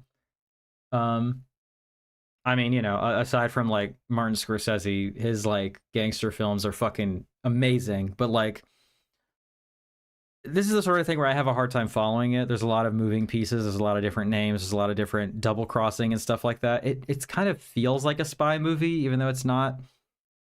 That's the kind of thing that I kind of struggle with. Um, but I don't know. It's a vibe for sure. It's very gritty. It's very um. Oh, there's also some like weird racism in this that doesn't really get addressed, and there is in the second one too. So I wasn't sure if there's like a cultural disconnect or like a mistranslation or something, but there was a couple things where it was like, um, okay, you know, I don't know. You know, obviously I'm intelligent enough and I have enough literacy with this sort of thing to know when something is being portrayed versus being endorsed. And it felt like the latter, but it also could just be me misinterpreting or misunderstanding or again, something lost in translation. So that was a little bit weird, but other than that, I will say the lead actor, Sergei Bodrov Jr., he's amazing. Like he just fucking, yeah, he just fucking like plays this part so well. Like he just is this guy, you know. And apparently, they were talking about doing a third one, and then he died in like a tragic like avalanche incident or something, working on another movie. And the director apparently felt so much guilt about it that it's at least pontificated that he sort of drank himself to death out of guilt. So pretty tragic stuff. But apparently there is a third one just completely disconnected to it. Um, I will say, just real quick, I'll keep this one on the screen. Nope. Yeah, Brother 2, arriving in Moscow, Chechen war veteran Danila meets Konstantin, an old friend who tells him that his twin brother has been forced into signing a crooked contract with a U.S. ice hockey team. Soon after this meeting, Danila discovers Konstantin dead, and he sets out to avenge his death. The journey leads him to Chicago and a whole new experience. This one I didn't give a very good rating, but it's probably not the movie's fault. I really struggled, and this is why I gave it a 5 and not like, oh, this sucks or something like that. I was just like, I really struggled to follow it and like know what was happening and care at all. And it's just like There's just something about it. I don't know what to say. I don't really have a good reason to say this, but there's just something about it that just didn't grab me. And I just couldn't try as I could, like, keep my focus on this or, like, care enough about what was going on. So I was just like, you know what? It's not for me. If it hadn't been commissioned, I probably wouldn't have finished it, but I stuck it out. And, but I'm glad I watched it. You know, it was cool to see these things sort of updated in the 21st century, just barely, but you know.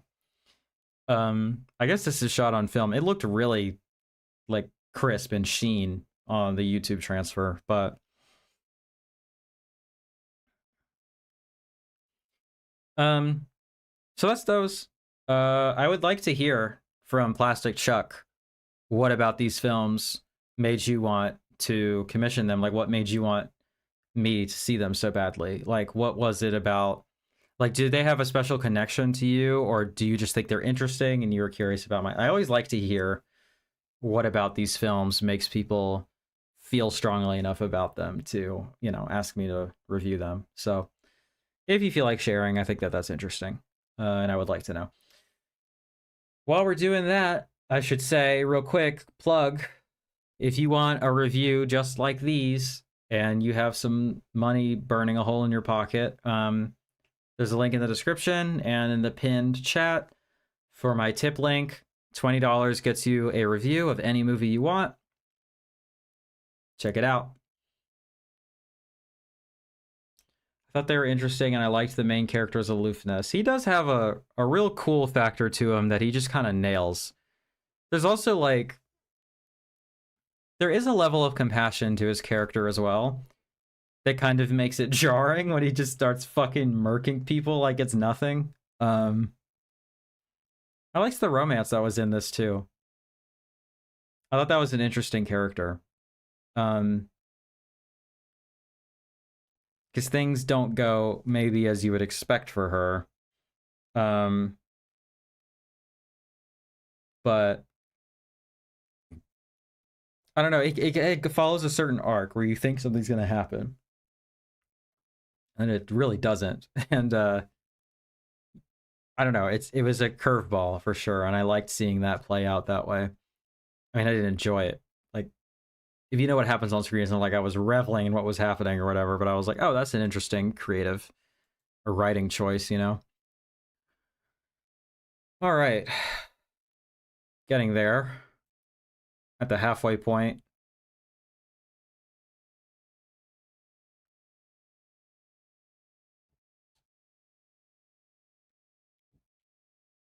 Next up. Let me type it in real quick. Oh, we're going back to the 80s now. Everybody get your workout clothes on.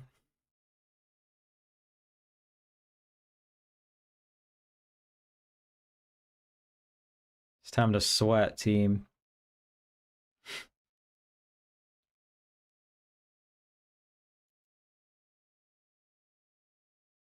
What the fuck is that? Why is that happening? Whatever. Heavenly Bodies. She's reaching for the top with everything she's got. A small dance studio fights for its existence against the unscrupulous owner of a rival club. This was a lot of fun. I liked this movie quite a bit. Watched this one with my girlfriend, and she liked it quite a bit too. Oh, no, we're over here. And I gotta say, this lead, Cynthia Dale, bro, talk about talent. I mean, she had those moves fucking locked in, man. This comes from Fun City Editions on Blu-ray. Not a ton of features on it.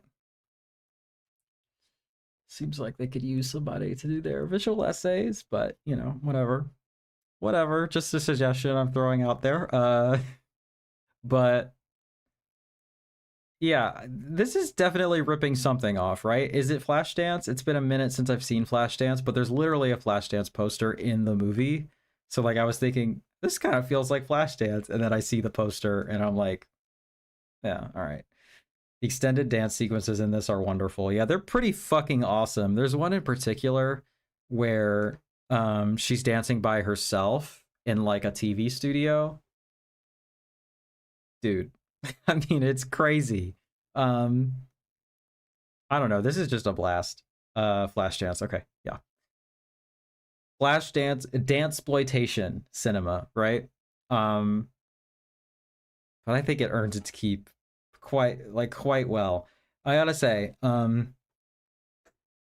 I wasn't expecting this. I was expecting this to just kind of be like a fun, cheesy workout movie. I wasn't expecting it to be as horny as it was. Like, there's a good amount of sex scenes in this, and they're not censored or tame. Like, people get naked in this, you know? Um, they peel the workout clothes off, you know what I'm saying? And it's steamy in more ways than one. Like, they're sweating for more reasons than one, you know? There's different workouts happening here. You understand what I'm trying to say. I've probably ran that double entendre into the ground. I think Heavily Devotys manages to move well beyond a Flashdance clone. I don't think it's a clone at all. I honestly don't remember much about Flashdance. It's been a long time since I've seen it, but not that long. I feel like I should remember something about it. Let me look it up.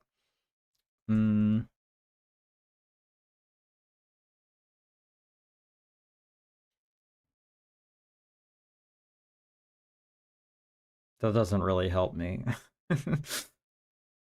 I just read the description of it on Letterboxd, and I don't feel like I remember any more about it than when I started. But um, yeah, I don't know. There's like evil landlords in this. That's cool, right? Sure don't like landlords. So that's interesting, right? What else am I trying to say?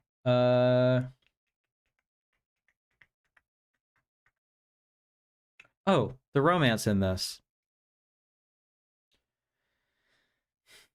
There's a part in this where it could have gone really badly. Okay.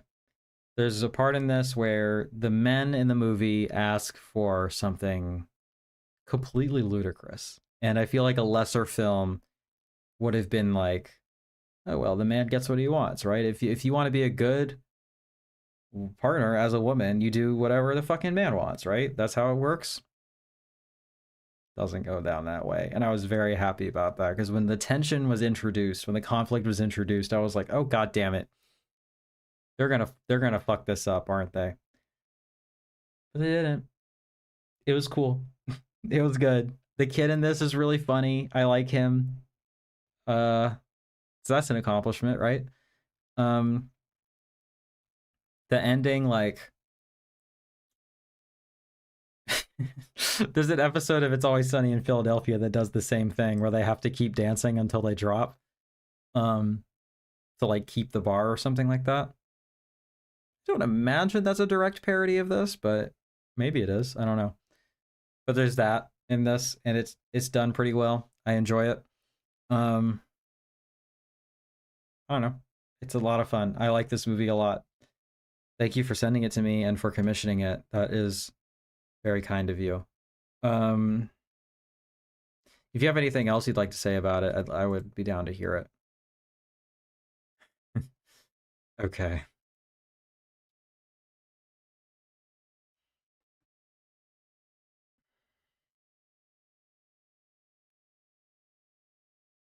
Whoops.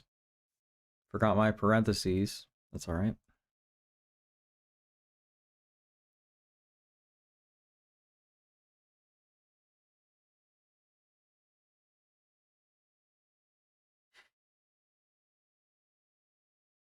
So I watched this and Anthropophagus in one night.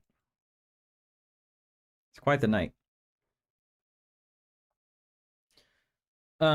So the two films that I've seen from Joe D'Amato before this were Images in a Convent and Beyond the Darkness. Jeff, every single movie that I've seen was directed by Joe D'Amato. Um, uh, has some kind of connection to you because I think you sent me the Nasty Havoc set, right? And so I watched that in that. I saw Beyond the Darkness at the Horathon with you, and then these two. So pretty cool. Rosso Sangue. Pray you survive the hunt. Priest doctor chasing a man with supernatural regenerative abilities who has recently escaped from a medical lab reaches a small town where the mutant goes on a killing spree. Look at this poster, dude. That's hard. Like, that's so good. This stars George Eastman, who was... I looked it up. I think like 6'9" or something crazy. Like, he's absurdly tall. And he's good in these movies. I like him a lot. I have to say, I just have to say real quick, okay, that this is maybe one of the most frustrating film watching experiences I've had in some time. The decisions that characters make in this are so beyond the pale of like, okay, sure. Because here's the thing. Hold on, let me do this real quick so I'm not distracted. All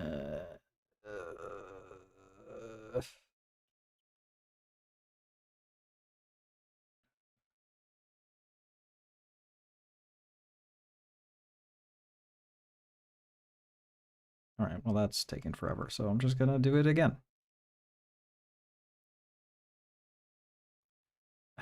My Spotify has been like insanely slow, and it's frustrating. There we go. Jesus. Anyway, oh, I don't need to be on the screen anymore. I actually think it's really annoying when people watch, especially horror movies, because they never do this in any other type of movie.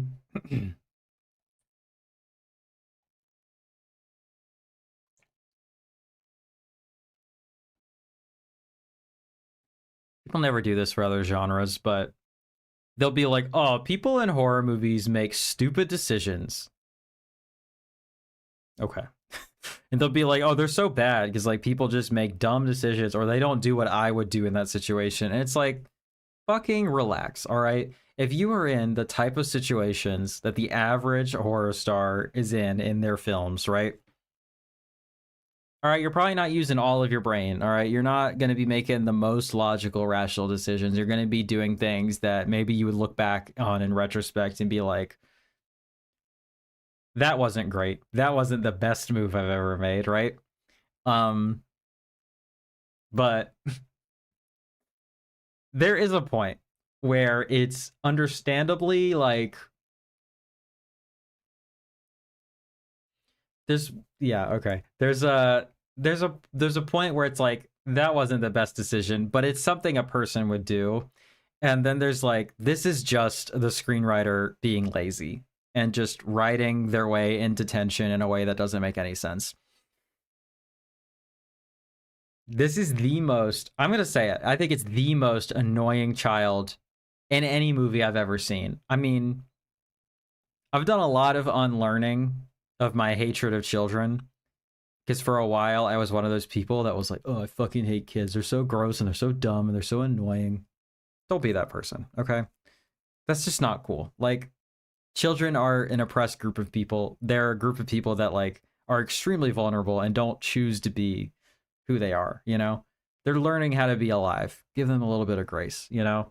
Like, yeah, it's not always the most fun to be around a child depending on the circumstances, but it's not their fault. And like they deserve respect and rights and like kindness and consideration. So it's not cool to just be like, I fucking hate a whole group of people. All right. Don't, that's my tip for the day. All right.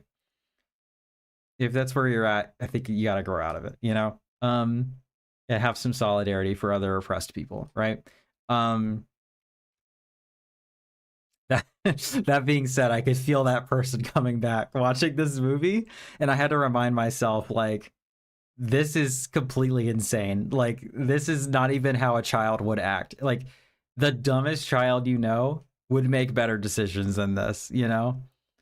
Who's this? Who's worse, this kid or Bob from House by the Cemetery?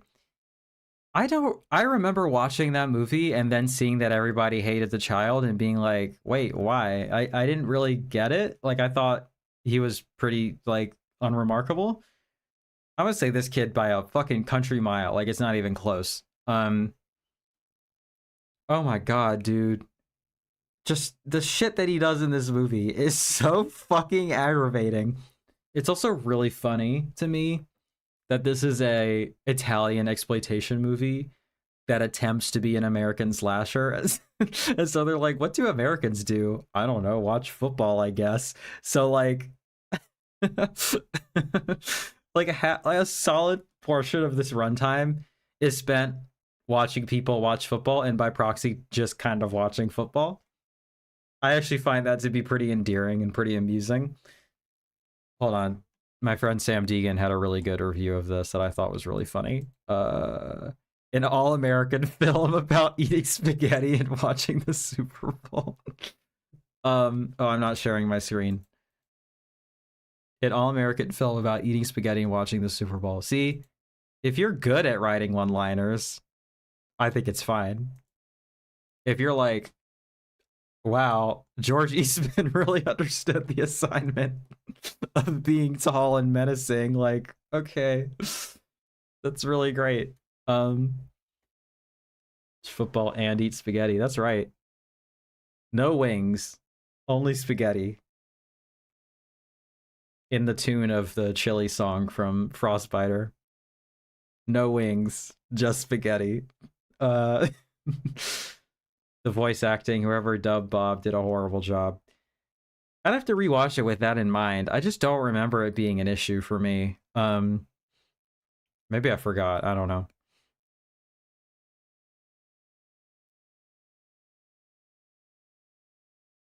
Anthropophagus, yes. We'll get to that one next. Yeah, this is clearly trying to be like Halloween a little bit, or a lot of it. I think it's pretty successful. I think it's fun. I think it oh man, there's some scenes in this that are nasty as shit, dude. Really tough to watch some of these parts. But let's move on to the next one in our little saga. Oh, we went backwards. My bad. I meant to watch these in the order that they came out, and I guess I went backwards. But I'm kind of glad I watched them in the order that Bob sounds like the kid from Pod People. Oh no. Joe D'Amato watched Halloween and said yes. He was like, I can do that. How hard can it be? I got this. I really thought I watched these in the order that they came out, but that's okay. I ended up liking this order better because even though I gave them the same rating, absurd, you're good.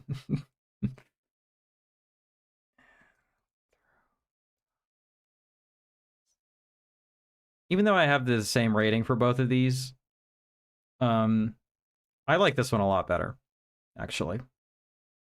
Oh no, I don't have the same rating. I'm stupid. I'm looking right at it. I gave this a higher rating. No wonder. I was like, I should bump that up. It was way better.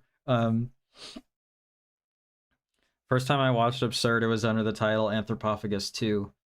That actually makes a little bit of sense. Like, I could see that kind of gelling, being like, sure. Like, in the way that Halloween sequels are kind of ridiculous. Like, that could work. Oh, wrong one again. All right, so that's one of the posters, right? Which is awesome, but look at this shit, dude. That's a fucking poster right there. That's a poster and a half. That shit is sick. 7 out of 10 from me. I fuck with this. It's not fear that tears you apart. It's him. Tourists take a boat to a remote island where they find that most of the people have disappeared and something is stalking them. They find a hidden room in the big mansion on a hill and an ancient diary which gives them clues to the source of the terror. Yeah, I saw you didn't like it. I really liked this. here the main thing that I took away from this is I think it looks beautiful. Like it's so much nicer to look at. The like island photography and just like the general cinematography I think is really quite good and quite pleasant on the eyes, and I really like the sort of disparity or tension that it creates where you're looking at beautiful scenery but there's like horrific shit happening. I like the way that it's structured. I know people say it's slow. I think it can be a little slow, but I was not really bored at any point in this. I think George Eastman is a more effective villain in this. Uh, there's some truly nasty shit in here. Like, I don't know. I just found this way more memorable and way more, well, maybe not more memorable, but just more enjoyable. I'm curious why you didn't like it. Because, I mean, that ending scene is pretty sick too, you know? I mean, that scene that's on the poster where she pops out of the fucking barrel of blood.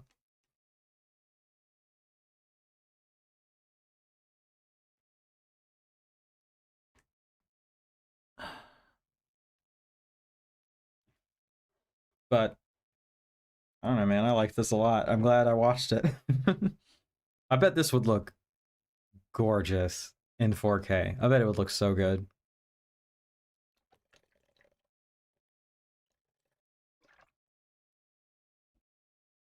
Oh man, I have more pizza for when I'm done with this.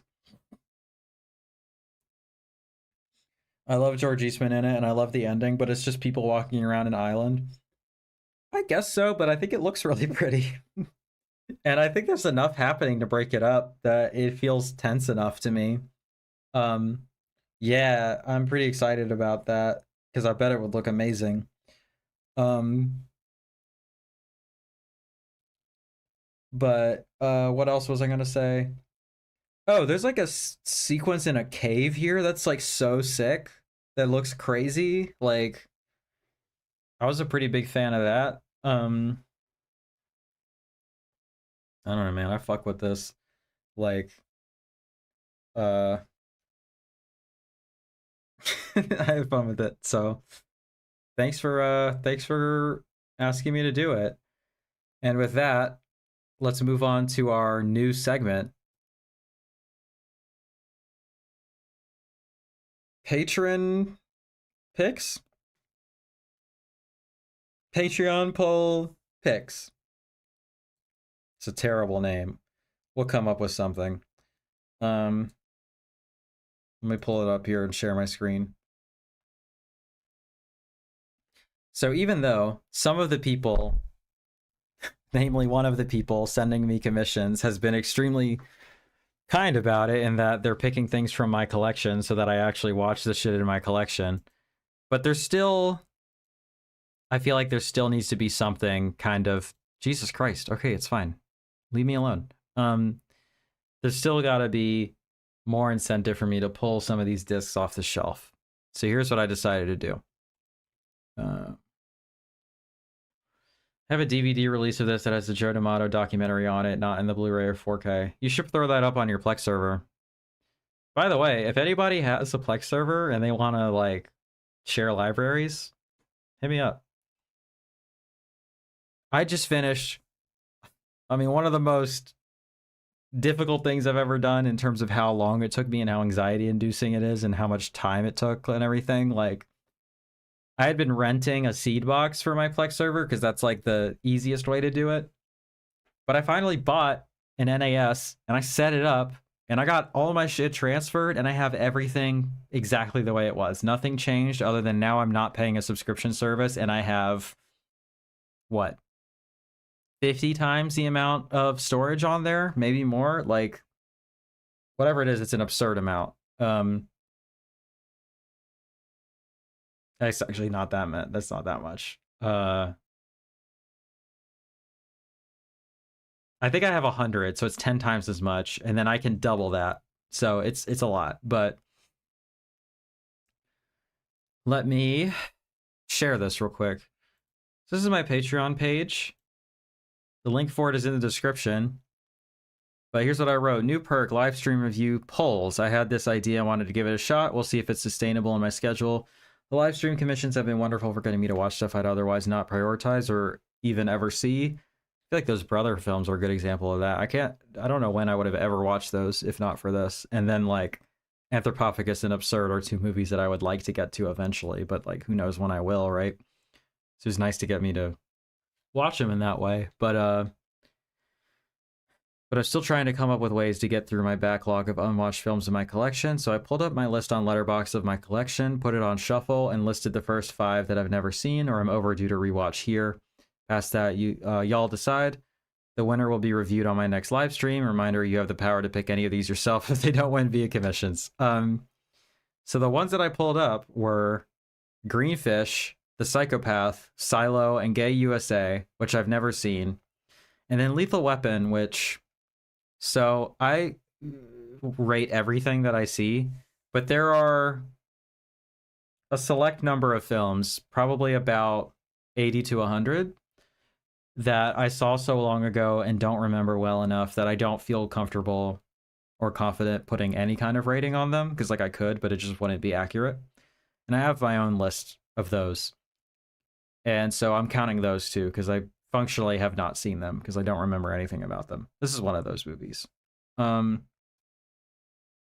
it won pretty comfortably. So not sure why that is, but I guess people wanted me to see it. Kind of had a feeling it would because it's the most popular and also the most out of my wheelhouse of those options. Oh, I forgot to read this. Funny, I rewatched Anthropophagus recently and liked it more than the first time I saw it, but I could see why people would find it boring. I do prefer Absurd. Fair all around. Richard Donner, who is a pretty like bulletproof director. If these two can learn to stand each other, the bad guys don't stand a chance. What a great tagline.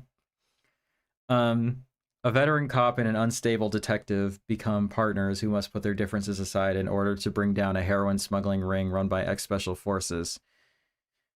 Mel Gibson, Danny Glover, and the weirdo guy himself, Gary Busey.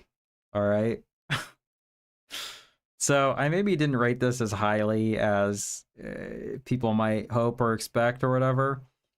I think this movie is a blast, to be honest, and I think it is exceptionally well made. But at the end of the day, it is kind of like in that tradition of movies like Dirty Harry, where the message of the movie is like, sometimes we could just suspend civil rights a little bit as a treat, right? Like, come on. Some people are evil. We just got to shoot them, okay? You know, we're good guys and they're bad guys, so they die, okay? Constitution or whatever. Civil liberties or whatever. The right to not be shot by the fucking police. I'll try my best not to totally spoil this, but I feel like most people have seen this, so I could be a little bit more specific about plot elements here, but like there's a fight sequence in the rain at the end of this movie that, I mean, almost shaved a full star off of my rating and how completely ridiculous and absurd it was, like, in terms of that they would ever even let this happen. It's so silly.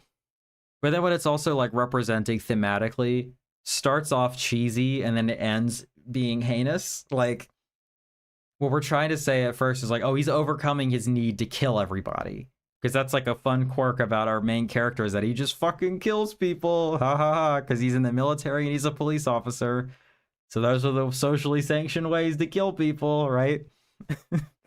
So we're like having a bit of a growth moment where he's like, nah, man, you're not worth it. I don't need to do all that. That's like the cheesy fucking shit, you know? And like, it's annoying and it's cheesy, but it's like, okay, fine. It's growth, I guess, in a way that doesn't really make sense in the context of the movie, but like, I appreciate what we're saying. And then the guy at the last second pulls a gun and he shoots him to death, and it's like,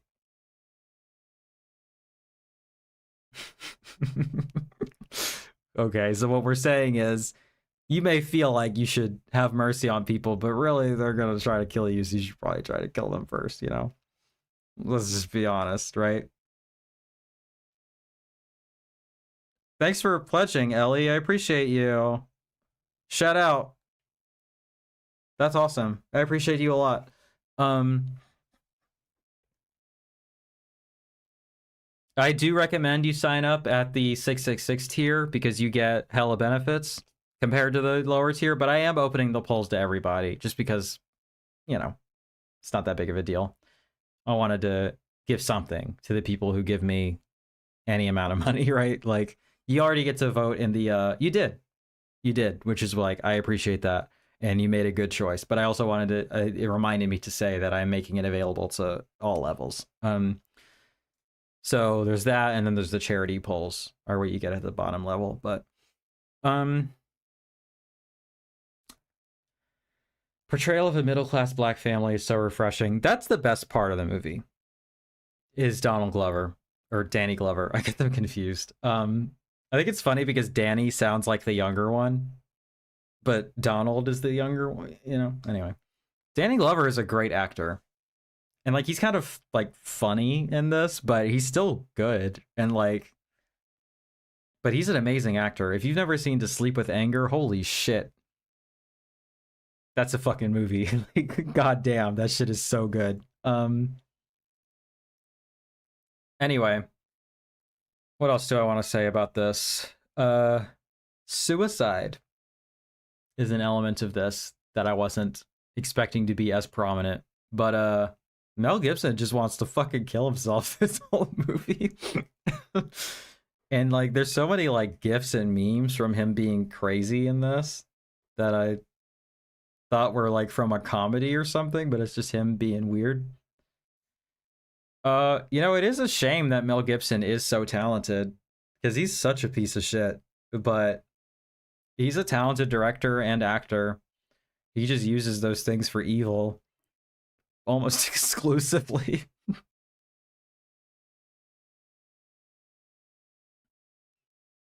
This song named after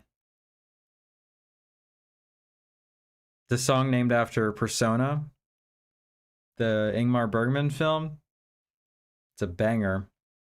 Shout out Charlie XCX. What else? Oh, it is beautifully directed. Oh, I mean, you know, I'm just not nitpicking, but I'm just saying obvious things about action films from the 80s, but like, I sure have. They're so bad. I mean, I'm not a person who is in favor of like canceling people, but come on, man, we gotta have a line somewhere. And like, you have to actually demonstrate some growth. You can't say shit like that and then, you know, 20 years later be on Joe Rogan saying the most insane shit I've ever heard. Like, clearly you're still the same guy. You just learned to put a lid on the more overtly bigoted parts of it. I mean, this dude hates Jewish people. There's a lot of accusations of anti-Semitism flying around lately over, you know, not liking genocide and things like that, you know, not thinking that certain ethnic groups get an apartheid state as a treat, right? Like, so like, the word has been bandied about quite a bit recently, but that dude is a fucking anti-Semite, like, through and through. Like, he's not well. Like, The Passion of the Christ is maybe the most anti-Semitic movie ever made. I struggle to think of another one like that would come close. I'm sure there are.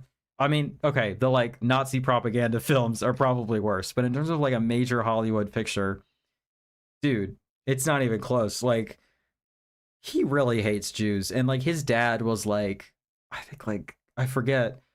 Look it up. Mel Gibson's dad was like, he's like a professional anti-Semite too. So it's, and like, he's been quoted saying like his father taught him everything he knows and everything. Like, so like, you know, black people and Jews are groups of people that he doesn't like very much.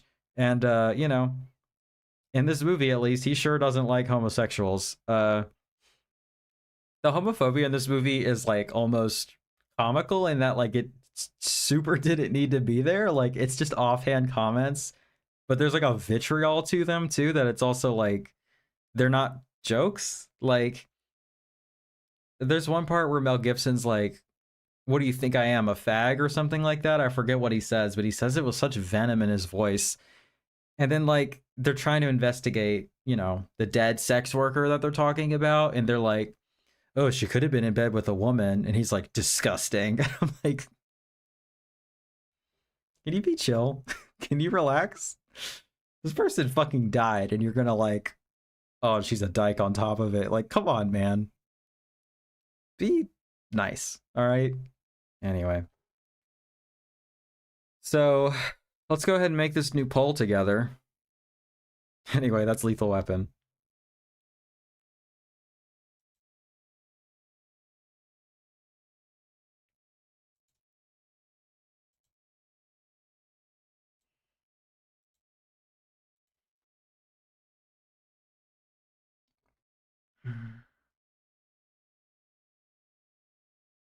Um,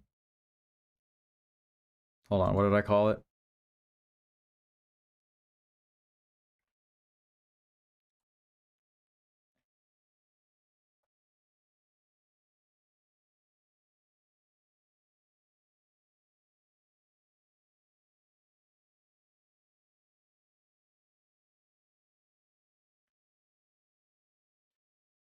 Live stream review poll.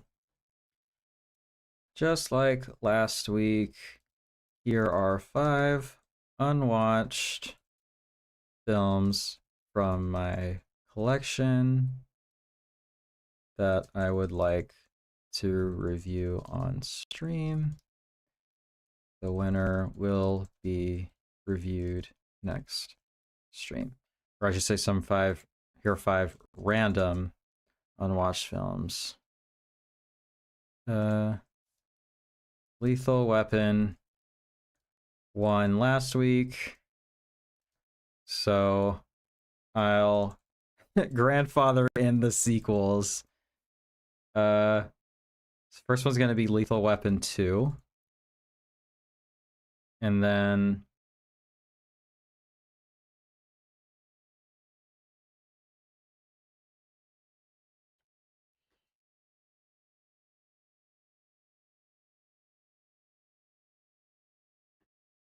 so I'll share my screen while I do this.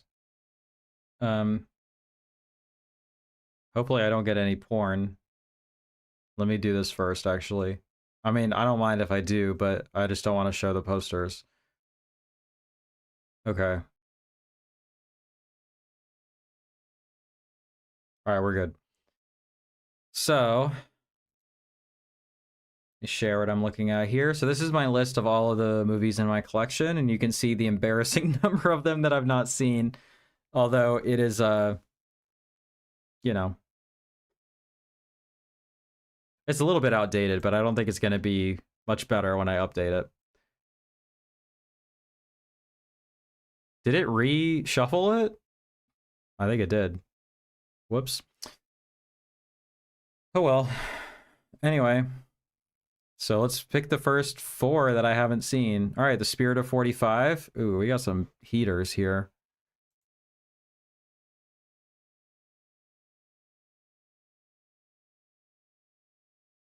Who put this out? Film Desk.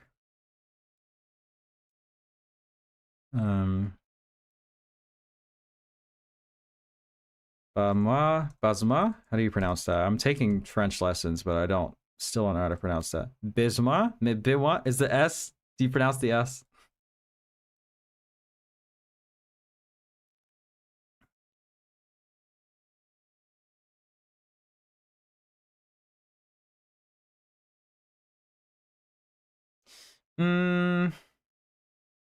So with these supplements, I would just kind of pick whatever they're off of, but this is a box set that I would want to do the whole thing, so I don't know, I'll probably skip that one.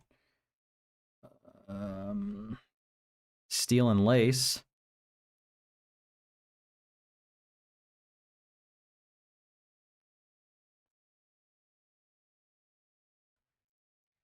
And that's so funny. Well, we're already doing Backwoods Marcy, so I'll skip that one. Oof. Okay. Len. I think that's how you pronounce that, right? Len? Len?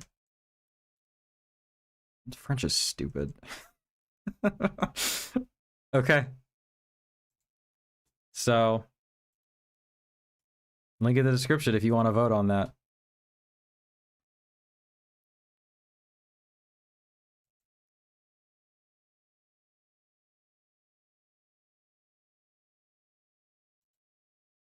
I would like to watch and review all of those, but only one will win, of course.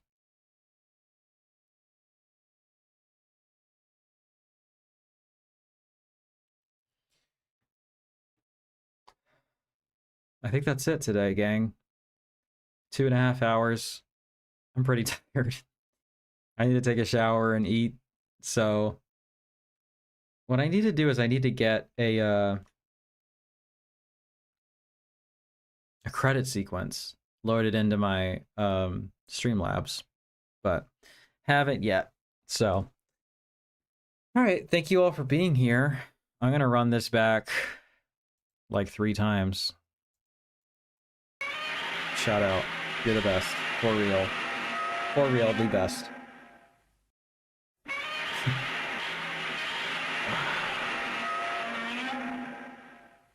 Ooh, ooh.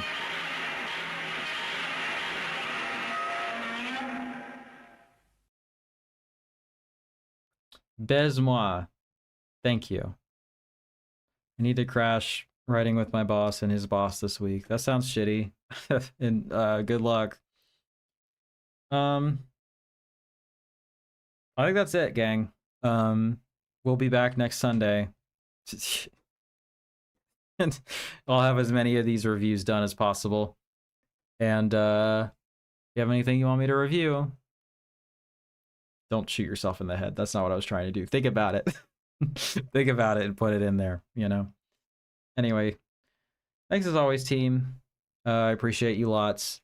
This was fun. And remember that Satan loves all of their children. Bye.